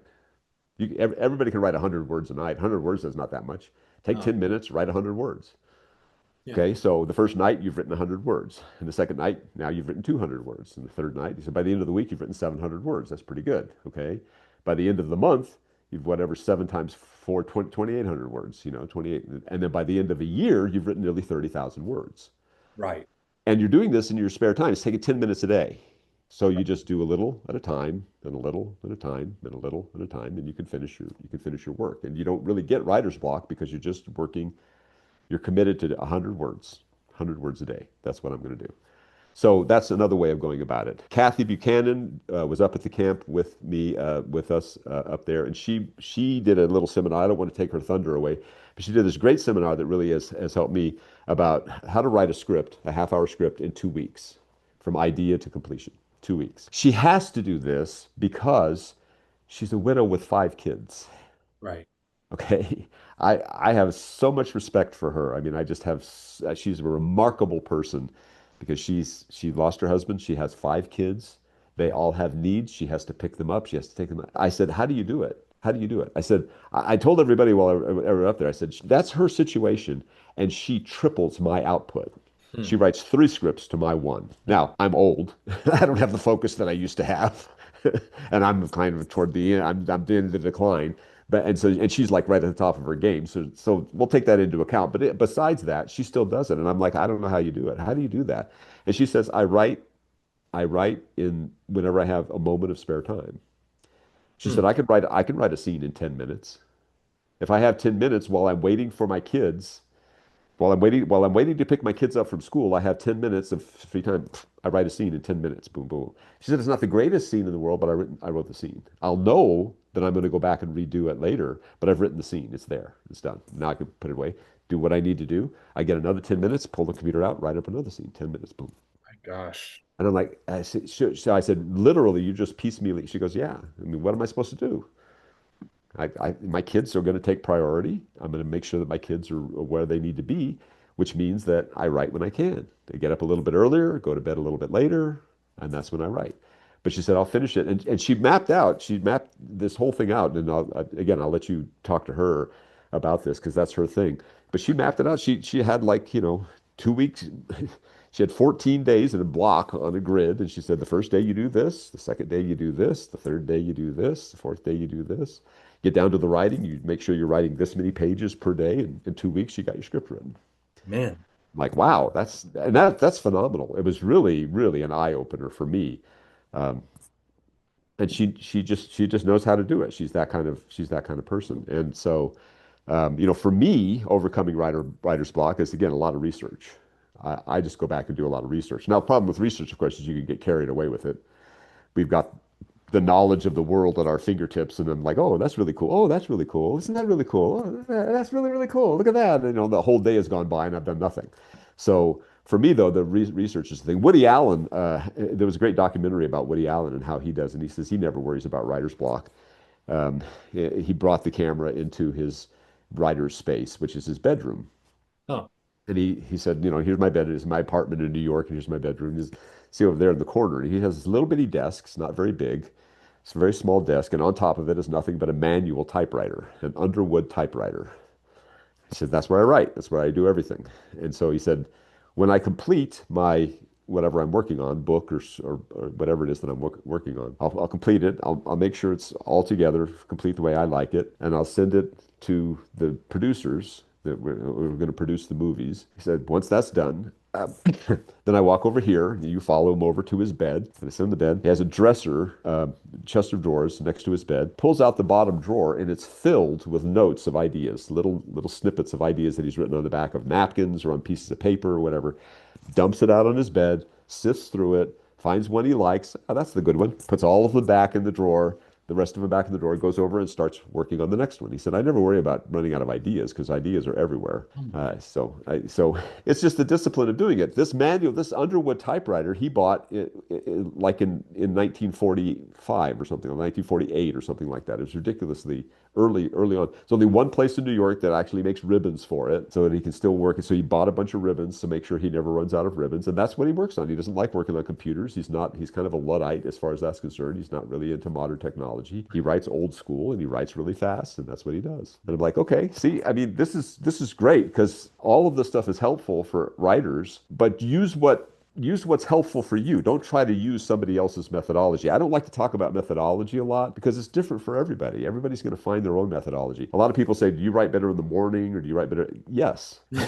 I mean, to me, the answer is yes. There have been times when I found I'm very productive in the morning. I get up early in the morning and I work. And then that season will run out. Suddenly, when I'm up in the morning and I can't work at all, it's just nothing. So I said, okay, now I'm switching to the afternoon. I'm very productive in the afternoon, 4 or 5 hours in the afternoon. That's it. Great. I'm really good until that runs out. I've written where it's midnight. I get up I go to bed. I get up at around 11 o'clock or 2 or 1 in the morning, and I'll write for 4 or 5 hours then, and I'm very productive then. And then I'll go to bed. So I've done it lots of different ways. There's no one perfect right way for anybody, no one way that everybody's going to stick to. I know that there are a lot of writers who said, "Oh, I've done this for years and I just stuck to it and this worked for me." Great. I mean, if that's the case, good. God bless you. But most people are, not that way. I think that so do whatever works for you. When you find that groove, like I said, Kathy does it in 10-minute chunks. My goodness. Boom, boom, boom, boom, 10-minute chunks, and now it's done. So it's going to be different for different people, and you just have to figure out what is your way to overcome. Take a good walk, take a long walk, take a nap. That's a great way to overcome. You know, take a nap. Go do something really physically exhausting. My wife used to say the bathrooms are never cleaner than when you're stuck on a story, because I'll go in and clean the bathrooms.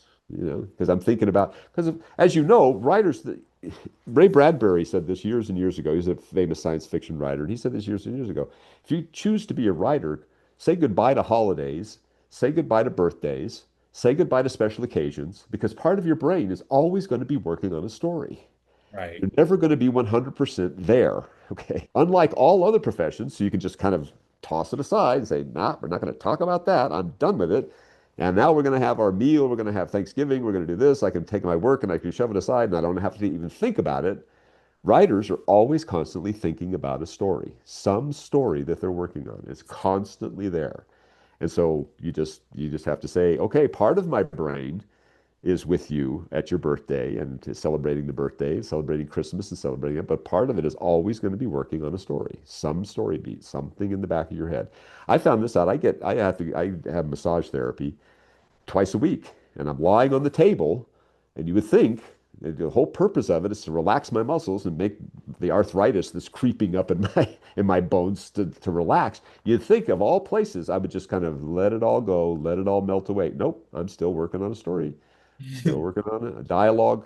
I got a dialogue section in my head, and my massage therapist will go, "You're tensing up. What's going on?" Oh, sorry, sorry, sorry. You know, and I'm like, oh, because that's just who you are. This is the business we've chosen for ourselves. This is it. I know it's different every week, but how much do you write in a standard week? I love hearing from those people who can say definitively that this is how much they do. Boy, I'm just not one of those guys. I have to. This may be a good way of putting it. I used to teach at Azusa Pacific University. I teach writing, and I would teach beginning composition, which is the basic writing class for most freshmen. And one of my colleagues had written the book that they were using, the text that they were using in there, and he used this illustration. He said, Mozart was a brilliant composer. Okay. And he composed whole symphonies in his head. They were all there. And even if you see the movie Amadeus, he even says this, the rest is it's all written here. The rest is just scribbling. So can I scribble fast enough to get everything down? Beethoven was a brilliant composer, and he would work on a passage of music, one passage of music that was part of a greater symphony until it was perfect. And he Hmm. would labor over it and labor over it and labor over it and labor over it and labor and throw it away and start over and labor and labor. And when he perfected that passage, then he'd move on to the next one. That passage leads to this passage of music. And then he would labor over it and labor over it and labor over it and labor and throw it away and start over and throw it away to start over. Okay. Both of them are considered supreme geniuses of music, Hmm. classical music. Some people are Mozart's, some people are Beethoven's. I'm a Beethoven. I want to labor over that scene and get that scene right. I want the words to be right. I want everything to be right. And then I'll take on the next scene. Okay. Paul McCusker is a Mozart. He composes whole things in his head and writes them down as fast as he possibly can before he forgets them. That's the way that works. Okay. C.S. Lewis was a Mozart. Whole stories in his head, write them all down as fast as he could, longhand, before he forgets them. J.R.R. Tolkien was a Beethoven. He would start over completely. His son, Christopher Tolkien, and when afterwards he took an interviewer or something after Tolkien had died to a warehouse, floor to ceiling manuscripts of redone versions of The Lord of the Rings. He would read it at the Inklings. He would read it. If he got a criticism, he would take it all home and start over again Oh my because he God. wanted to perfect it. Okay. That was more important to him than getting it done. Okay. So it all depends on who you are. It all depends on and knowing yourself, knowing who you are so that way you're not fighting against yourself. That's a big part of the battle. Okay. Knowing that you're this. See, for years, I mean, when Paul started working on Odyssey, he was a machine. And I tried to match him script for script, and I did for a little while, and it's like I'm dying here. He's like, and I'm dying because none of the stuff that I'm writing is stuff that I really like. I want to write. I want to get deeper into some of this stuff. He didn't need to do that. He just, he was thrown out, and it's like, okay, and finally it took me a long time to realize, okay, don't try to. This is not a competition. You don't have to do that. Okay, you just have to write really good scripts. Write the best scripts that you could possibly write. Mm. And if it takes you a while, it takes you a while. That's okay. Okay. Now, having said that, there are these things called deadlines. Early Odyssey, there were only two of us writing, and it was a monster. A weekly series is a monster that needs to be fed. You've got to get something going. There was something really gratifying for me. I loved the idea in the early days that on Monday morning, I would walk in without an idea in my head, and by Friday, we were recording that script. Mm. Okay, that's how fast we were moving in some cases. It's like, okay, I got this kind of an inkling of an idea. You develop it, you write it, you get it all done, and then the session is scheduled for Friday, so you better have something ready by Friday. Yeah. Boom, boom, get it done, put it in the script, and then a week after that, it was done, it was finished and out. It's playing on the radio. Right. And I'm like, we were that tight with our with everything that was going on at that point. I love that. Most everybody else hated it. They absolutely hated it. But see, to this day, I'm one who likes to go right up to the edge of the recording session with scripts. I really like that. Everybody else hates it. They want scripts done 6 months in advance. And see, for me, if I'm going to direct something, I want it to be fresh in my mind. I want it to be right there. Right. The excitement. I want the excitement of it. That's part of the excitement for me. If I have to go back to something I finished 6 months ago and go, okay, why did I like that? Now I got to rekindle all the excitement that I had for it. It's that much harder for me to try to get excited about this thing that I already completed, a long time ago. So, but that's just me, and that's a losing battle on my part. There's no way that anybody's going to give in to that. So, and I get it. It's my cross to bear. Um, so, I mean, that's kind of how it works, I think, for me. What is your advice for, because you created a couple of shows. You created the 321 Penguins, Little Dogs, Yeah. Don't Worry, Odyssey, and like probably a whole bunch of other ones. But Oh, yeah. what's your advice for creating a brand new show like from scratch? You need to have a strong idea. You need to have a strong series hook. If you're going to do an ongoing series, you need to have a strong hook to it that's going to survive several seasons. Now, I say that, and Odyssey really never had a strong hook. So, what we did basically with Odyssey, so Odyssey is this sort of very unusual situation where a town was created and a place in the town called Whit's End, and then the owner. So that was all sort of created generically and kind of gelled together. So now we have this place, and this owner of this place is a special guy. He is an inventor. He's a multifaceted person who can do lots of different things. And he's basically our Aslan.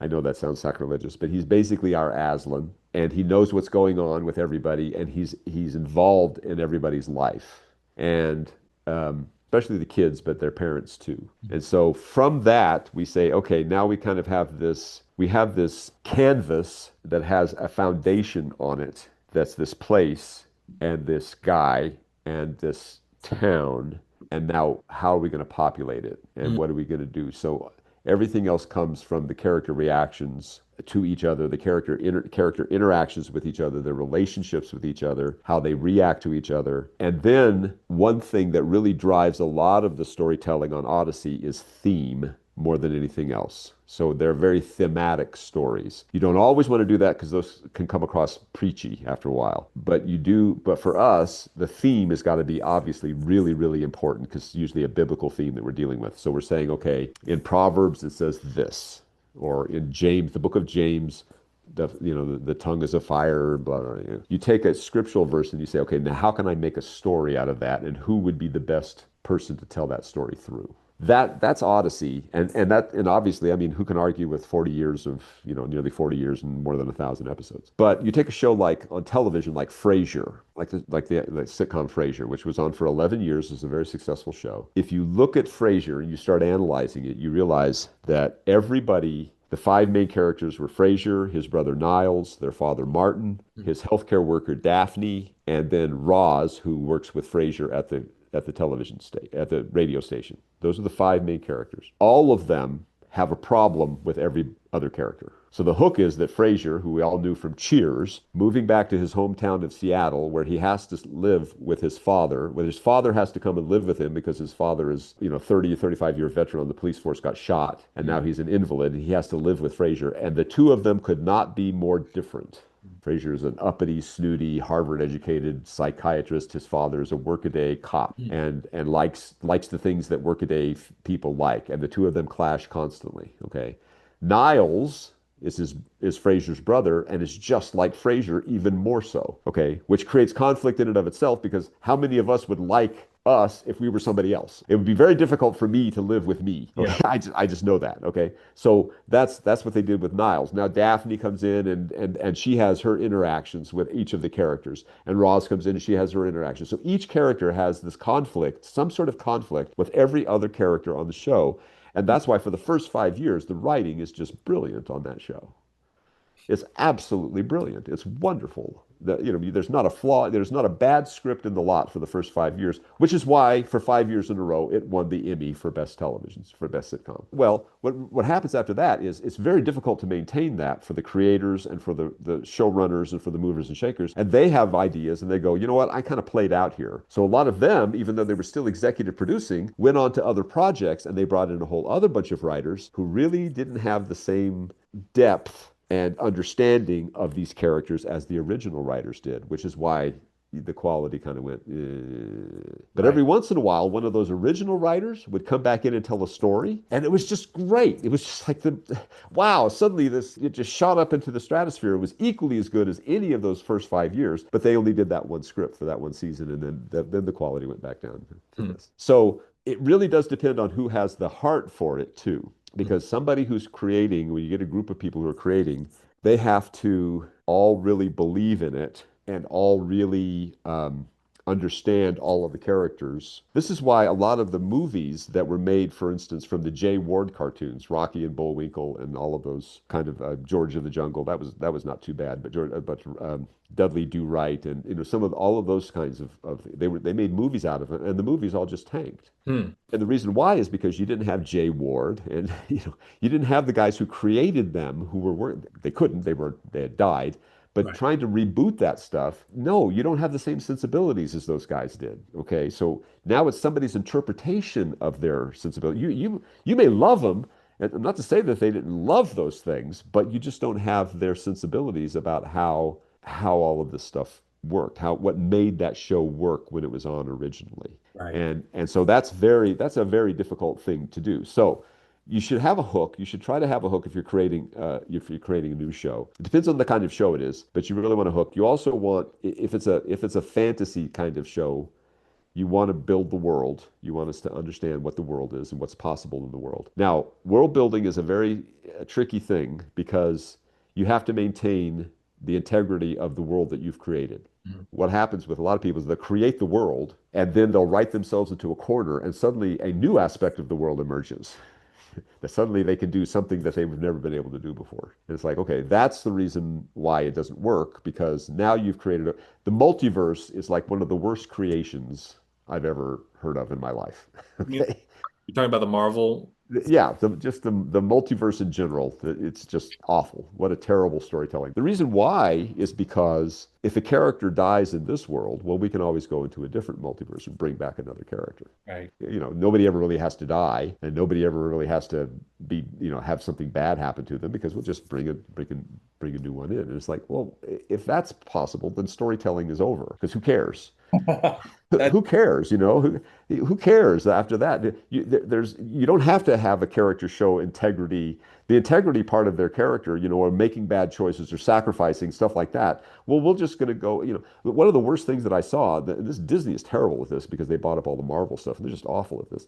When they did the Loki series, okay, Oh, so one of the first things that happens, we go through this whole movie thing about those stupid 5 stones that Thanos has, right? And they're the most powerful things in the universe. They're amazingly powerful. They're unbelievably powerful. He can, by a snap of his finger, kill half of the population of the entire universe with a snap of his finger, right? Because of those stones. Then Loki comes along.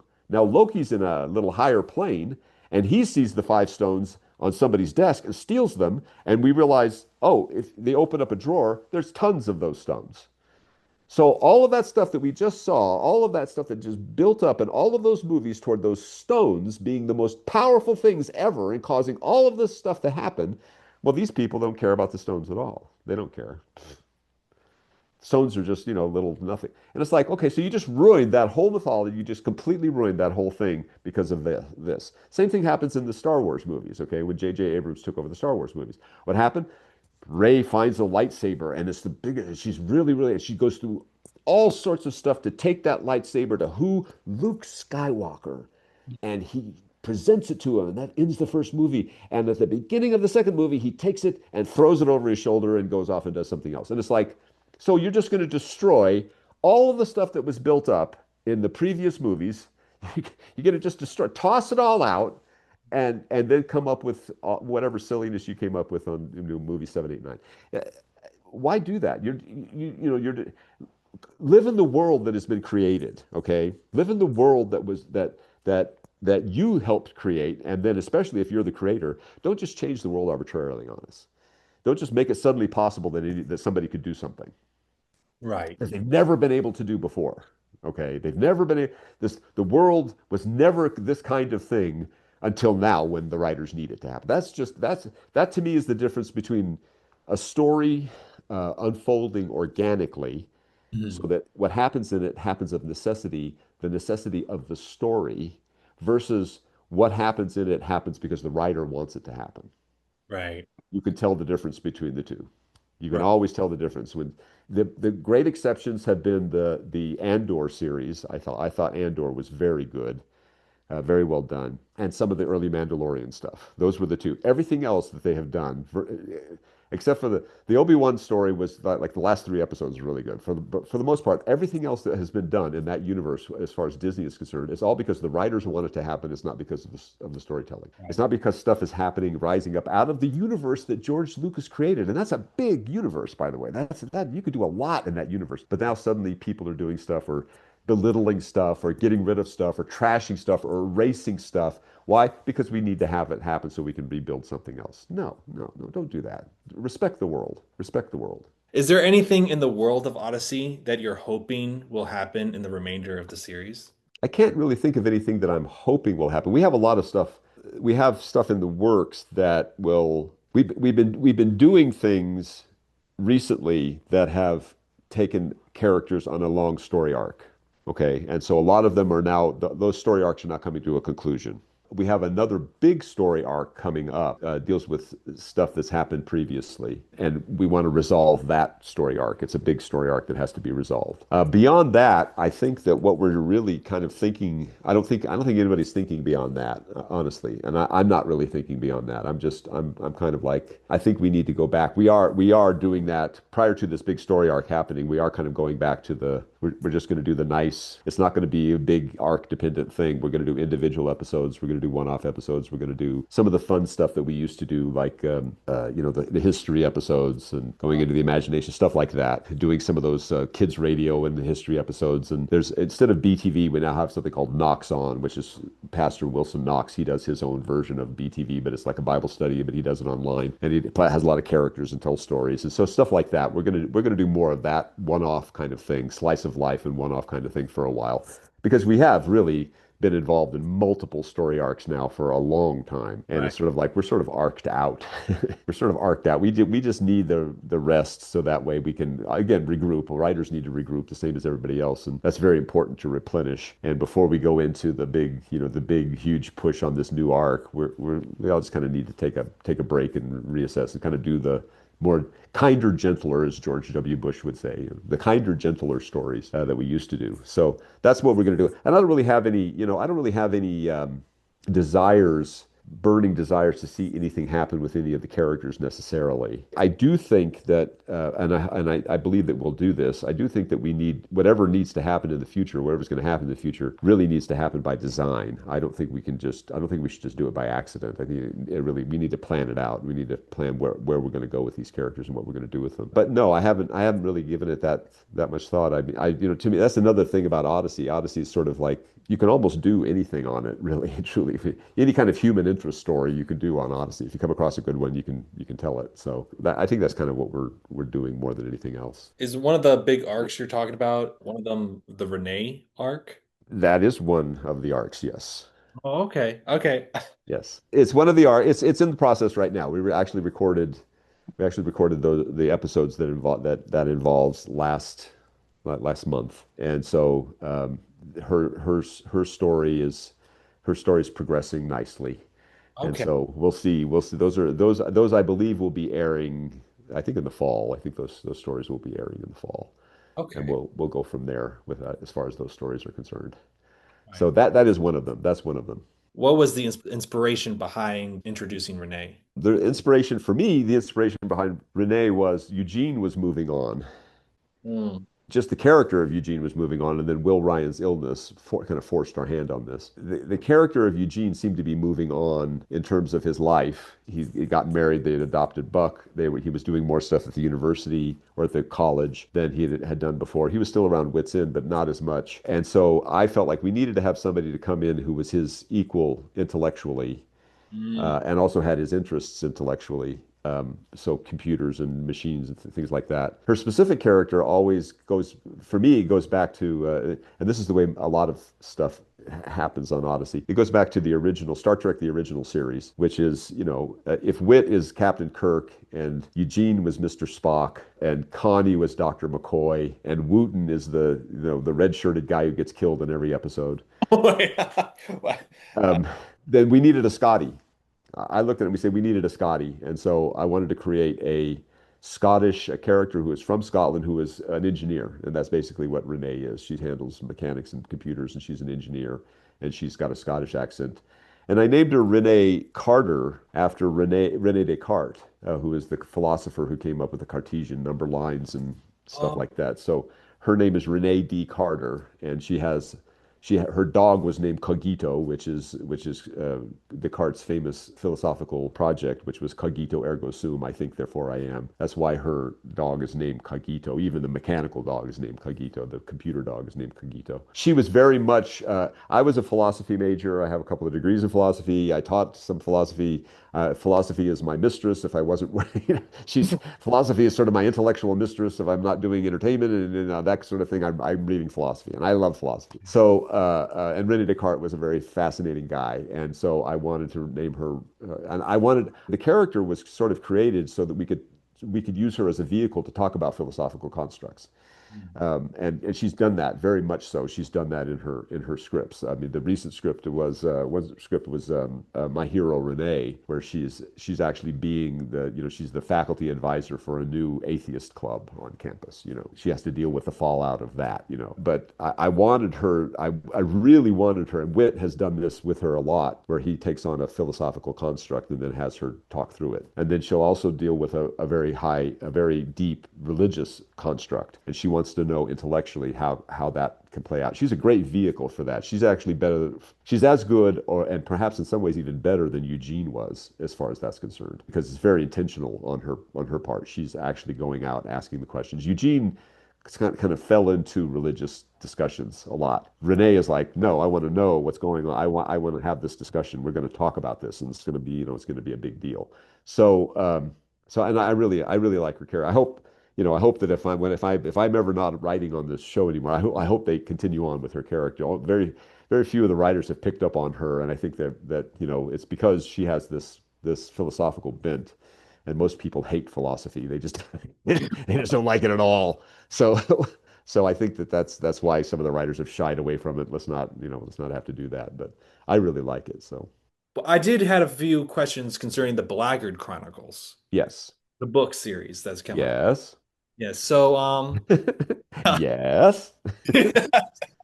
just wondering, what was the inspiration behind putting it into a book series instead of, was this your idea or did they focus on? No, actually, it was one of the vice presidents at Focus on the Family at the time, Bob DeMoss, had come in and he had started. He had taken over. He was a vice president at the time, and he was looking to kind of put into warp speed product development. He wanted to really put into warp speed product development. So Dave Arnold and I had an idea for a Young Wit series for a long time. like 25 years ago. I really wanted to do a book series on young Whit. Never got it, never developed it. Dave also along the way, he wanted to do a young Whit series. And so finally the time was right, everything was good, and we said, let's do a young Whit's book series. And so they were amenable to it. So we sat down and we started writing a young Whit book series. At the same time, Bob DeMoss said, hey, he called me up one day and he said, hey, what do you think about this? And I said, there's got to be stuff that happened in the Blackgaard series that you guys didn't have a chance to put on the air. There's got to be scenes and stuff that you didn't have time for, or you wanted to do and didn't do, and so I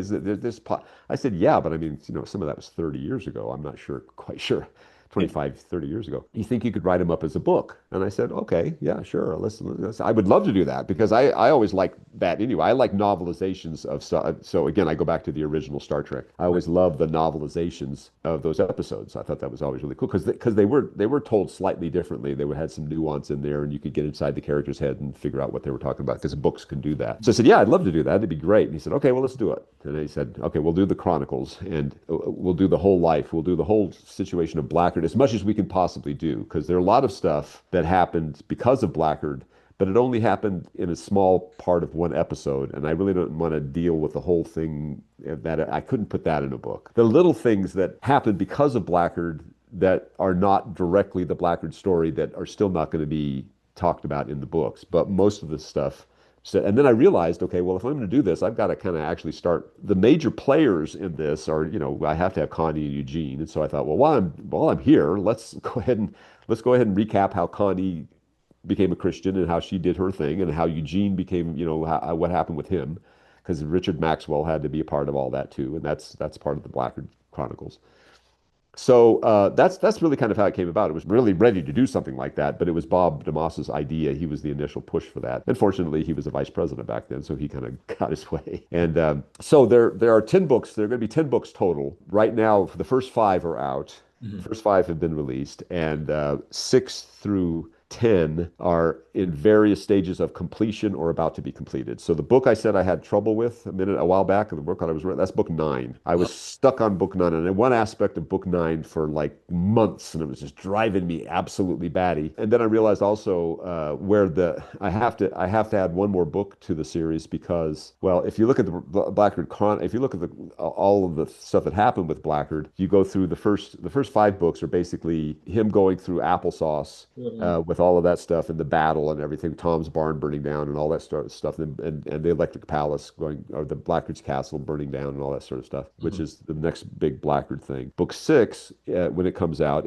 will be A Name Not a Number, which Right. deals with Blackgaard's next step. And then books 7, 8, and 9 are Darkness Before Dawn, which basically chronicles Darkness Before Dawn. And then book 10 will have to deal with Blackgaard's Revenge. I couldn't fit the Blackgaard's Revenge into the Darkness Before Dawn stuff. Well, I was only supposed to do 8, but there was no way I could fit everything that I wanted to do in 8 books. So I went ahead and did 9. And 9 is like, again, like within 3 paragraphs of being finished, if I can actually finish it. And then I got to do book 10, and I'll get book 10 done. But see, with one of the things that's going on here is the books 8 and 9, especially 7, 8, and 9, but 8 and 9 specifically. I realized that part of the reason we did Darkness Before Dawn, the whole Darkness Before Dawn series, was because Hal Smith died, and what we were trying to do at that point was close the series down. That was going to be our big finale, big finish, close the series down. But then God had other plans, and He sent Paul Herliger our way, and we had more stories to tell, and so we kept going. But now I'm doing this book series, and I'm realizing, well,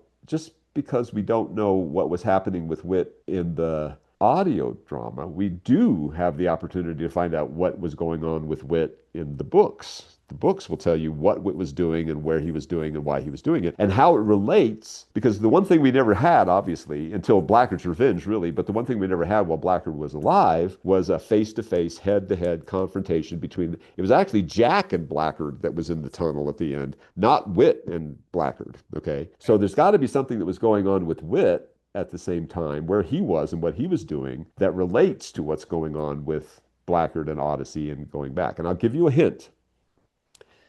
Whit was not in the Middle East when this happened. Oh my goodness. Really? Dude. No, Dude, no, he this was not in the Middle East. He was on his way to the Middle East, but he was not in the Middle East when this happened. He was somewhere else. That's all I'll say. Oh my gosh, you got me hooked. I have read all the Blackgaard books that have been released so far. In preparation for the interview, I did notice that book six is supposed to come out on October 7th. Yeah. I was just wondering, what was the reason for the gap between five and Me. It was totally me. I was just like, I got to figure out how to make this stuff work. right? And you know what? I mean, it's all on me. I have to say, this goes back to our earlier discussion about business and how I didn't do, I didn't. There was no real reason for the gap except just me. I just didn't get them done like I wanted to get them done, and like everybody wanted to get them done. I mean, I was working on two book series at the same time, which is not good idea. So both the Young Wit books and the Blackgaard books I was writing at the same time, plus trying to keep a writing load up on the show. Right. And it just got to be, like I said, I mean, at this point in my life, I'm older. I don't have the focus that I used to have. I'm good for like maybe 3 or 4 hours a day, and that's about it. Everything after that is like the law of diminishing returns. When you get older, you just can't focus on it as much. So, and that's really what it was. I mean, looking back, I can look back on it now and say, wow, that's okay, great, it's wonderful. But the full story is that it was I was just working on so much stuff at the same time, and I was trying to get everything done, and I didn't do it. So it's all on me. It's nothing else. It's not. There wasn't even like, I mean, God bless the people at Focus and the people who are releasing the books because they were working around all of that. They were trying to say, okay, how do we do this? And now, in God's good planning and good timing, He can take he draws He draws straight lines with crooked sticks. So yeah, the idea behind this now is that actually it's probably going to be a good thing because we'll have these first five has already been out there, and now the big release of the last five. So we'll get those out, and that it'll be a big deal. And it's a marketing thing that they can do, and they can take and run with it as much as they want and whatnot. I've really enjoyed doing them. I have to say that I've really enjoyed the Blackgaard books, and I really love the Young Wit books. I've just really enjoyed them completely. I want to do a whole lot more of those if possible. We'll see how that happens, but there's a new Young Wit book coming out too. Dave Arnold wrote it mostly all by himself. I think that'll be released next year. It might be released at the end of this year, but I think it's going to be released next year. So there's Young Wit 6. The first five had just been I was so it's a world that I love. I have to say the Young Wit books are a world that when I finished the first one, Dave and we worked through the first one, and I mostly wrote the first one.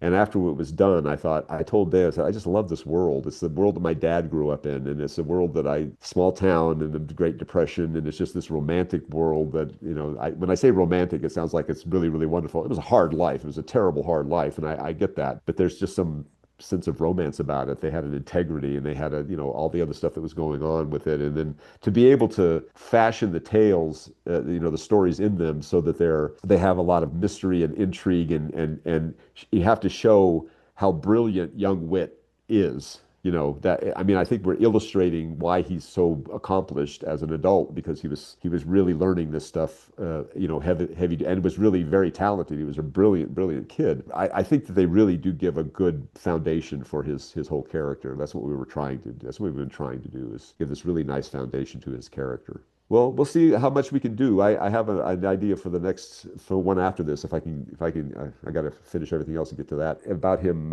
taking on some Nazis. So we'll see if he can do that. Oh, there's going to be like a jump in it. Uh, no, no, no. The Nazis rose to power during this time. So Okay. if the Nazis are, if Muhammad can't go to the mountain, you bring the mountain to Muhammad. So how how he gets involved with all of this is part of the intrigue of the story. See, this is new information to me. I thought, It's new information to everybody. yeah, Actually, I haven't told anybody else that. So, but we'll see. Again, I can't promise anything, but we'll see. I'm hoping it'll get out. in the books, Richard Maxwell burned the Tom Riley's barn accidentally, but in the audio dramas, it was implied it was more on purpose. What was the reason for this change? I needed Richard to be a more sympathetic character. Mm, okay. I realized, again, you have to leave certain things out in the audio drama. We only have 24 minutes to tell the stories, and not everything is going to be explained. And if you really listen to the stories a lot, you realize, well, I'm not quite clear why Richard suddenly had a change of heart. Right. He seemed to be going along perfectly well with Blackgaard at some point, and then he just flips. I mean, why? Why did he do that? And so I needed to give him some background. See, once again, you can do this in books where you can't do that anywhere else. So you can go back to his past, you can go back to his, his upbringing and whatnot, and where he went wrong and what happened with him going wrong and whatnot, and then see that he does have this streak of good in him that actually was there from the beginning. We just couldn't see it on the radio side. On the audio side, we just couldn't see it. But we can see it in the books where he does have this streak of goodness in him. And that's part of the reason why, his conscience is in the back of his head talking to him, whereas Blackgaard doesn't have any conscience. He has a conscience in the back of his head talking to him. And so then he decides to use his powers for good instead of evil. So, and I think, for me, it's also just more interesting for him to, I just think it's more interesting for him to have done it by accident rather than, because when you think about it, I'm burning somebody's property down. That's huge. But Yeah. making it look like all they really needed, and we never heard Blackgaard say, "Go burn his barn down." What we heard was, what we needed was a distraction. How do we get Tom Riley to not be there during the vote? Okay, Right. that's all we need. Well, on the audio drama, we're going to go whole hog and have burn Tom's barn down. On the book side, it's I don't want to burn the barn down, so I this is a lot to ask. If I get caught, I'm going to go to prison for arson. I don't want to do that. So I'm just going to pretend to burn the barn down, make it look like the barn is burning, so that way Tom has to turn back. Whatever gets Tom to turn back, that's okay. And but then things got out of control as they will, and pretty soon the barn is a conflagration, and Hmm. then things proceed proceed apace. Going off, making more characters more sympathetic. I feel like there might have been some more with some Philip Glossman. We got a little bit more of his back. Yeah, everybody. I think one of the fun things that happens is right off the bat we're with Glossman, and Glossman is like, "I'm sick and tired of this. I don't want to have. Why do I have to do this? I'm getting out of here. I don't like this. I don't want to do this. I never planned on this for my life." Right. And yeah, right off the bat, I kind of really wanted us to see a different side of Glossman. He's a simpering fool, but on the other hand, he does have, even simpering fools have love available to them, and he loves this girl. He loves Lizzie, her name is, and so he wanted to spend time. He wanted to be with her, but Blackgaard kept him under his thumb the whole time. So yeah, I just wanted to show. I wanted to show a softer side. That Philip Glossman was not. I think really kind of what I wanted to do is show just how wicked Blackgaard is more than anything else. Why I'm always fascinated. Where do bad guys get their henchmen? Yeah. Why do they do blindly what the leader says? The flip of this is if you ever watch the movie version of The Shadow with Alec Baldwin as whatever the character's name is, you see why all of his people are devoted to him. Okay, so you see why the Shadow's people are devoted to him. He's got all these operatives working all over New York City. They all have rings. They have a special ring, and when they need him, the ring lights up, and we know he's gonna, the Shadow's gonna need him at some point. But you see it because he saved their lives. They were about to be killed. Something was going to happen with them. Something terrible was going to happen, and he stepped in. The Shadow stepped in and saved their lives. Mhm. So now they're beholden to him, and they realize they're doing good work, and this is a good thing, and he's the good guy. But I always wondered where the bad guys were. This is even with like the early Batman, Adam West Batman stuff. He said, where does the Penguin get all of his? Where does Yeah. the Joker get all of his little minions? And why are they so devoted to him? These guys are getting beat up and killed all the time, and yet they still go back for more. And I'm like, what? Why? Why do these? So I thought, well, we can't. It's not enough. If you really examine the nature of evil, what happens with evil is that it starts eating itself after a while. So if you have somebody who's truly evil, like a Blackgaard, and their henchmen are also truly evil, then that evil is going to start fighting against evil, and they're going to destroy themselves. Mm. Okay, and so I thought, well, I don't think that Glossman can be as wicked and evil as Blackgaard is completely. He's willing to do what Blackgaard says, but mainly because he's holding his little love interests over his head, over Glossman's head. Now Glossman can also take, as frequently happened, can take a certain amount of glee in that when he's doing stuff to Whit or to Whit's End and to all of this, when he's doing that sort of stuff, he's like, well, I'm enjoying this too. I mean, there is kind of a sense of enjoyment, and the power is seducing me, and I'm kind of having a sense of enjoyment about it. But by the same token, in the back of his head, he's like, I've got to do this, because if I don't do this, then something really horrible is going to happen to somebody I love. And so for me, it's kind of an explanation as to why bad people get people to follow them. Mm. There must be something attractive about it, or is either something really attractive about them, so that psychologically they're just bonded to this person, or this person has something on them that makes them do the things that they have to do in order to protect the people they love. I mean, I'm sure that there's all sorts of other psychological variations in there, that could be examined and explored. But Blackgaard has, this is what he did with Richard Maxwell. That's why he does that at the beginning of the Maxwell books. I chronicle how Richard was kidnapped, basically, sort of kidnapped by Blackgaard, by Glossman, basically took him up to where Blackgaard was, and then Blackgaard sort of gets him involved in a bunch of stuff too at the very beginning, because the whole thing with Nicholas Adamsworth and all that sort of stuff had to be explained. You had to have some backstory and all of that. That's what I wanted there too. But then Richard also has this streak of good in him. He has this strong sense of, at first it's sort of revenge, Right. which can be a good motivating factor. But I think he also was like, I don't really want to do something that's criminal, out and out criminal, Right. because if I get caught, that's bad. And a lot of not very intelligent people who do follow bad people, that's what they do. They're the sacrificial lambs. They actually do the stuff that everybody else gets caught and they get caught and put in jail, whereas the ringleader doesn't, because he's too smart for that. I haven't done anything wrong. Okay. But Richard is really smart. Richard is a great character because he's really smart. He's a computer guy. He's actually really smart. He's not Eugene's equal, but he's close. And now he's managing a really smart kid, Mickey Adamsworth, and now all of that stuff that's going on. So Richard was a great character as far as that's concerned. He was a very intelligent guy. So he's trying to figure out, how do I get out of this clean? What am I supposed to do to get out of this clean? Well, I'll burn down Blackgaard's castle. Since I'm already burning stuff, I'll just go ahead and make everything backfire on him and burn it all down too. And then almost dies. But stuff like that. That's always fun. How can you enhance these characters a little bit more? How can this is what couldn't we say on the air that we can now say in the books? Young Whit, like the main big arc in the first five books is the Jesus cloth. Now, in album 18, there was an episode. Yeah, you saw where this was coming a mile Oh away. yeah, sure. Album 18, there was also a possible Jesus cloth. Was this episode an inspiration to the book series? Like, you were like, hey, we did that. What if we did that in this, but in a different way? Or, No, not so much. I don't think it wasn't really that, as much as we were just excited at the prospect of Dave had done a lot of research on the whole sub story of the knights. If you've read through the books, like in book two, it's in there a lot. There's this sub story of these knights who went on a quest to go find this stuff. That's real. That's actually a historical account of these knights. I don't know if they actually found the robe of Jesus, but what they said was that this stuff, it was based on reality. That stuff was based on a real quest that knights did a long time ago. I think we took some liberties with the story and had it a little bit more fictionalized, but it was based on a real idea. The Jesus Cloth had a very specific, the episode, The Jesus Cloth, had a very specific message to it, which also plays into what happens eventually in the Blackgaard books and in the Young Whit books.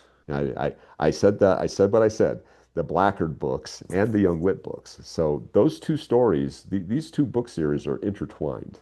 really? Yeah, these two book stories are intertwined. So that gives you another clue, and I don't want to say more than that. But the thing that I have to deal with that needs to be dealt with is the whole episode, The Jesus Cloth, in light of what young Whit knows about it. If you stop and think about it, one of the reasons Whit did not get all that caught up in the Jesus Cloth stuff was because he had seen the real Jesus Cloth. Oh, Okay. okay. That's So interesting. when you stop and think about it, it's like, and he's not gonna tell anybody that, because he's not supposed to tell anybody that. Okay, this is supposed to be something that he's kept to himself all this time. But he didn't get all really excited about it because he'd already seen the real thing. Yeah, yeah. So when you see the real thing, the fake thing, the thing, and of course, the thing about it is, in the Jesus cloth, they sent it off to a museum to be examined and whatnot, and see if it was actually part of, if it actually was right. But the point of the Jesus cloth, the point of the episode of the Jesus cloth is, what are we worshiping? Hmm. Are we worshiping Jesus, or are we worshiping his clothes? You know, what are we really concerned about? What's really the basis of our faith here? And that's where Whit was kind of like, and this is a hard lesson for him to learn, because if you read the Young Whit books, he had to learn it firsthand. All of it had to happen firsthand. So, and there's more. Again, the Blackgaard Chronicles and the Young Whit books are intertwined. There's stuff that happens in one that you got to read the other one. You got to, you can not read one, you cannot read either one of the series and still get the story satisfaction. The stories all end, they all end on their own. But when you read both of them together, you realize, oh, it's that it's that kind of thing. You go, oh yeah, right, yeah. At least I hope that's what it is. I'm a big proponent. I don't know. I don't think that this is something that I don't know that I don't think this is going to happen, but I've always been a big proponent for that all of the media in which we tell these stories should be intertwined. And Mhm. not just because of the characters, but because of the things that happen in the stories. So, in other words, we should bring up something in the book series that's answered in the animated video. And we should propose something in the animated video that you can only get the answer to if you listen to the audio show. And then we should propose something in the audio show that you have to read a certain book series in order to get the answer to. But it's careful writing in that way. You have to still make the story satisfactory. If you never listen to that other thing, well, okay, that's what it is. It's just kind of this story thing this loose thread. But that loose thread should be answered somewhere, and we should answer it in one of the other media. We should figure out a way to answer that stuff in one of the other media. And I've always loved that when that happens. You set up something, you set up something when the character was a kid and you answer it when they're an old person, in a completely different story. That's why that happened. I got it. That's a very satisfying experience for me when I'm reading through things. Does the cloth in the books actually heal people, or is it like ambiguous? What do you think?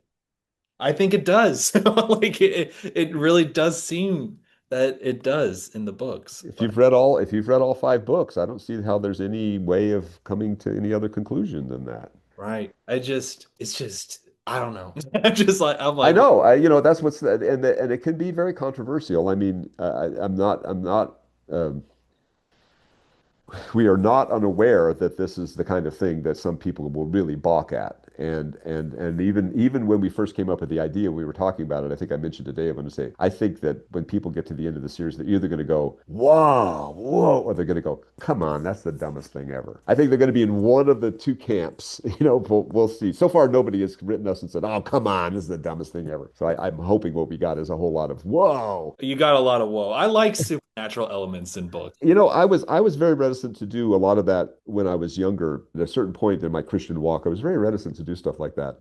But as I've gotten older, I'm thinking I really don't think we should ignore those things because I don't think those things are unscriptural. We have to be careful in how we present them. Absolutely, we don't want them, become mythological or anything like. We don't want that to happen. But I don't think that we can just discount the supernatural Right. that happens in our everyday life. I think what has happened during the last 2,000 years of Christianity, in some respects, is that we've gotten so used to the supernatural, we don't see it as supernatural anymore. And that's one of the things that I really wanted young Whit to talk to when he's talking to. I hope you remember the scene in when Hattie shows up, when Ben Huck's mother shows up, and they're having a talk about this whole thing, and they have a talk about it. He sees an airplane flying over. She sees an airplane flying over, and he's like, "Well, that's science." And she says, "That doesn't make it any less of a miracle. Just because we figured it out. Did you miss the fact that there are people flying in a can above our heads? Did you miss that? The idea that's incredible? That's an unbelievable thing that could happen? Do you think 100 years ago people would have even thought that was possible? Don't try to say that just because we figured something out, that makes it less wondrous.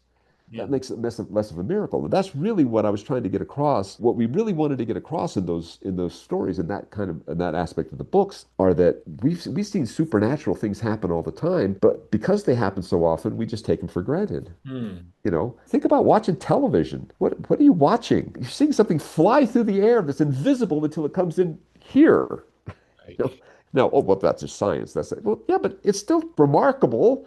It's still a remarkable thing. One of the comedian Louis C.K. said this about the internet. When they first started putting making the internet available on flights, on planes, they announced the date of it. This is going to happen. You're going to have internet availability on our flight on this day. And so they did it. And he was on a plane that day, and it was great. He said that was really wonderful. He said, the next day I got on a plane, said I got to go someplace else, and they announced at the very beginning, our internet is down. We're not going to have it available on this flight. And he said, the guy sitting next to me just went ballistic. That's terrible. It's awful. What are you talking about? And he goes, 2 days ago, you didn't have it. 2 days ago, it wasn't even available to you. 2 days ago, and not just 2 days ago, but 2 days ago, and the rest of the history of aviation, it wasn't available to you. And now you're thinking you're getting gypped because this new technology somehow isn't available to you right when you want it. And he said, "Don't you understand?" And to me, I look at that and I say, he understood the miracle of this. This is an incredible thing that's going on here. That you can tap into the World Wide Web while you're on an airplane flying, while you're in a tin can flying with 250 other people, defying gravity in a tin can. This is a miracle in and of itself, and crossing the country in a matter of what, 3 or 4 hours, where Yeah. that used to take 6 months, a year on horseback or walking to cross half of the country from St. Louis to California was like 6 months. Now we do it in 2 hours. Getting into a car, commuting to your job, 50 miles you go, and we don't even think to, we don't bat an eye at that. Oh, I'm on here. We do it in an hour. You know how long it took to go 50 miles 100 years ago? I mean, that was a month-long journey to do that. Automobiles. And just because we have science explaining it doesn't don't take the wonder out of it. It's still a remarkable, unbelievable thing that we can do this. But we've had them for so long that we just take them for granted. Well, in fact, we complain about the things that we don't have instead of marveling at the things that we do. I find myself doing it. Why don't we have flying cars? We need flying cars. We were promised flying cars. The Jetsons had flying cars. How come we don't have flying cars? How come we don't have transporters yet? We're supposed to have transporters. Energy matter. We're supposed to have that. How come? Come on, Elon, get on the ball. Make us the news. I just like, what? Come on. Think of the miracles that we have that allow us, for instance, to have apples all year around. Usually before it was like the fall. You get apples in the fall, that was it. You run out of apples, the season's over, you don't get any more apples. Now, for whatever technological reasons, whatever scientific and biological reasons, okay, yeah, genetic engineering, which is not necessarily a good thing, but the point is we have the capability of making apples grow all year long, and we can have apples all year long. That's a miracle. That's incredible. We don't think about it that way because we get it. And if we don't have them, then they're depriving me of something. I'm being gypped. No, you're not. Come on. Wow. We're just ungrateful and we just don't realize it. We don't realize the miracles that are around us all the time. That's one of the things I wanted to get across in the book. I think Dave and I both wanted to get across in the first 5 books was it was the idea that we're living in a miraculous, incredible time. Now, this happens, they happen to come across something that was really incredibly, I mean, the creator of miracles, the creator of all of this stuff. And we wanted to leave it a bit ambiguous, but I don't think that there's any other conclusion that you can come to. I like it. I like it. I like that. See, the one thing I hope that other people, I mean, I'm gonna tell everybody this now, but one thing I wanted everybody to think about was why has Whit lived so long? Oh, wait a minute. No, no, no. You're you're pulling my leg now. Why is Whit's 100 years old? Oh my gosh. Why is he still able to do the stuff that he's able to do at 100? I love the thing that you're implying right now. It's it's so, but like that goes along with his character that there's something mysterious with him. Yeah, I like, yeah. and why Connie, she spends so much time. I don't know. I don't Well, know. see, I look at that and I say, well, my answer to that is Odyssey is Brigadoon. If you're familiar with the tale of Brigadoon, the musical Brigadoon, No. the musical Brigadoon is about a Scottish village. It's a village in Scotland, only appears once every 100 years. And the people who live in the village only age one day during that 100 years. Everybody else on the outside they all age normally. And I say Odyssey's Brigadoon. If you live in Odyssey, you don't age. If you go outside of Odyssey, you age instantly. And that's the reason why Monty can go outside of Odyssey and then come back, and now he's an adult because he doesn't live in Odyssey. I love this head canon you're I I man, oh, that's never going to be confirmed in the series, but I want it to be. Like, Yeah, I know. We had all sorts of stuff. Again, when we were brainstorming I don't know if it's still in there, but we were brainstorming the video. We had all sorts of stuff with Nikola Tesla and I don't want to say anything. We were just talking about the idea of what Tesla was able to do and what he did. I don't know if you've ever seen that movie about him where he actually perfected it was like a regenerating life thing. So it was a magician who went to him and he could make things disappear. But what he was doing basically was killing people, but it would regenerate the magician. So there were like tons and tons of bodies. I don't what's it called? Prestige. Yeah, The I think it's the Prestige. Yeah, I think that's what I think that's what it was. So we were just talking about that, trying to figure out if we could take something from that and make Odyssey some sort of strange, interesting. Why would this place be so special? Why would it be this place that has, think about it from the Blackgaard, from the applesauce and the Roku virus. Why is the soil underneath what's in so special? I don't know. I Yeah. man, oh man, the lore is real. It just goes deep. This is good It, well. yeah, I mean, hopefully this is what we wanted to leave.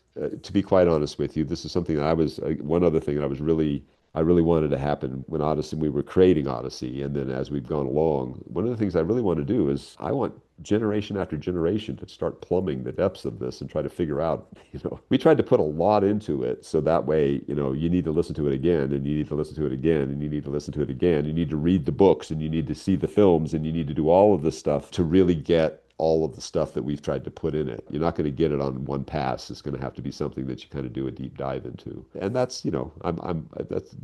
that's God. That's not us. I mean, that's the Lord saying, here's what I want. Here's what I want you to do. Go ahead and, put this in. I'm going to put this in for you, and we'll go from there. And hopefully, I told Dave, I said, I want the young Whit, but I want my granddaughter's granddaughter to be reading young Whit. You know, I I want her to say my great grandfather wrote these things. They wrote these things a long time ago, and there's so many cool things in them. I mean, how do they even know this? So I'm hoping that that's the case. I'm hoping that's what will happen. But that's up to God. I'll leave that up to him. Okay, I was debating on whether or not to do this, but since we're talking about legacy and stuff like that, can you just give me 1 minute? I want you Yeah. to be really quick. All right. All right, I'm back. All right. So sorry. I know this seems really random, but Oh, hi, buddy. hi. Hi. What's your name? His name is Whitaker. Really? Whitaker Bevan. That's his name. Oh, that's so sweet. That's so wonderful. Hi, Oh, Whitaker. Hi, Whitaker. Hi, buddy. Hi, so, buddy. but played a part in him being named Whitaker. So, Oh, that's incredible. You're touching me to my very soul. That's so wonderful. yeah. Oh, Just wanted you to meet him really quick. You're actually that's the beautiful. first Odyssey writer that I've had on the show that I've introduced my son to. But it's like since you were talking about talked about the name, creating the name, and like we were talking about legacy, I just like there's a human being here now who's And you did it. You named him Whitaker. His first name is Whitaker. Yay! his first name's Whitaker. He doesn't even have a middle name, so he's stuck with it. There's no wiggle room out. He'll like it though. Of course he will. Who wouldn't like to be called Whit? Oh. Anyway, I'll give him back to his mom. I really That's so special. Thank you. thank you. All right, there we go. That's amazing. You've just made my week. That's so fun. That's so oh. There was another a couple that named their son John Avery Whitaker. Oh, They really? named him John Avery Whitaker. Their last name is I think it's Sluice. John Avery Whitaker Sluice. Oh, And and they contacted me and said, is that okay? I said, of course. What are you kidding? Of course. I And I said, I sincerely hope that one day I'm walking down the street when I'm a very old man in some city, and some young, wonderful man comes walking up to me and says, Mr. Lawler, I just want to introduce myself. My name is John Avery Whitaker Sluice. I said, that would be right then. I would go, okay, it's time for me to go. I've had my life. It's been fulfilled. But now when I see your son, I'm like, oh, what are you kidding me? This is fantastic. This is so incredible. I tried to get my wife to agree to John Avery Whitaker Bevan, but it's like just Whitaker Bevan. Let's. That's fine. That's good enough. That's incredible. Yeah. That's wonderful. Thank you very much for sharing that with me. I really appreciate that. Oh, absolutely. And thank you so much for coming on the show and answering my 1,000 questions. Ah, love it. Love it. Love it. Let's do it. Let's do it again. I'm fine with that. Anytime you want. God bless you, Phil, and thank you for all the stories that you write. And I can't wait to read what you got coming next. So, Well, thank you so much. I appreciate that. And God bless you and thank you. You've honored me so much today just with the showing me your boy, and that's praise God. Thank you. I mean, God bless you all, and raise that boy right. Please raise that boy right.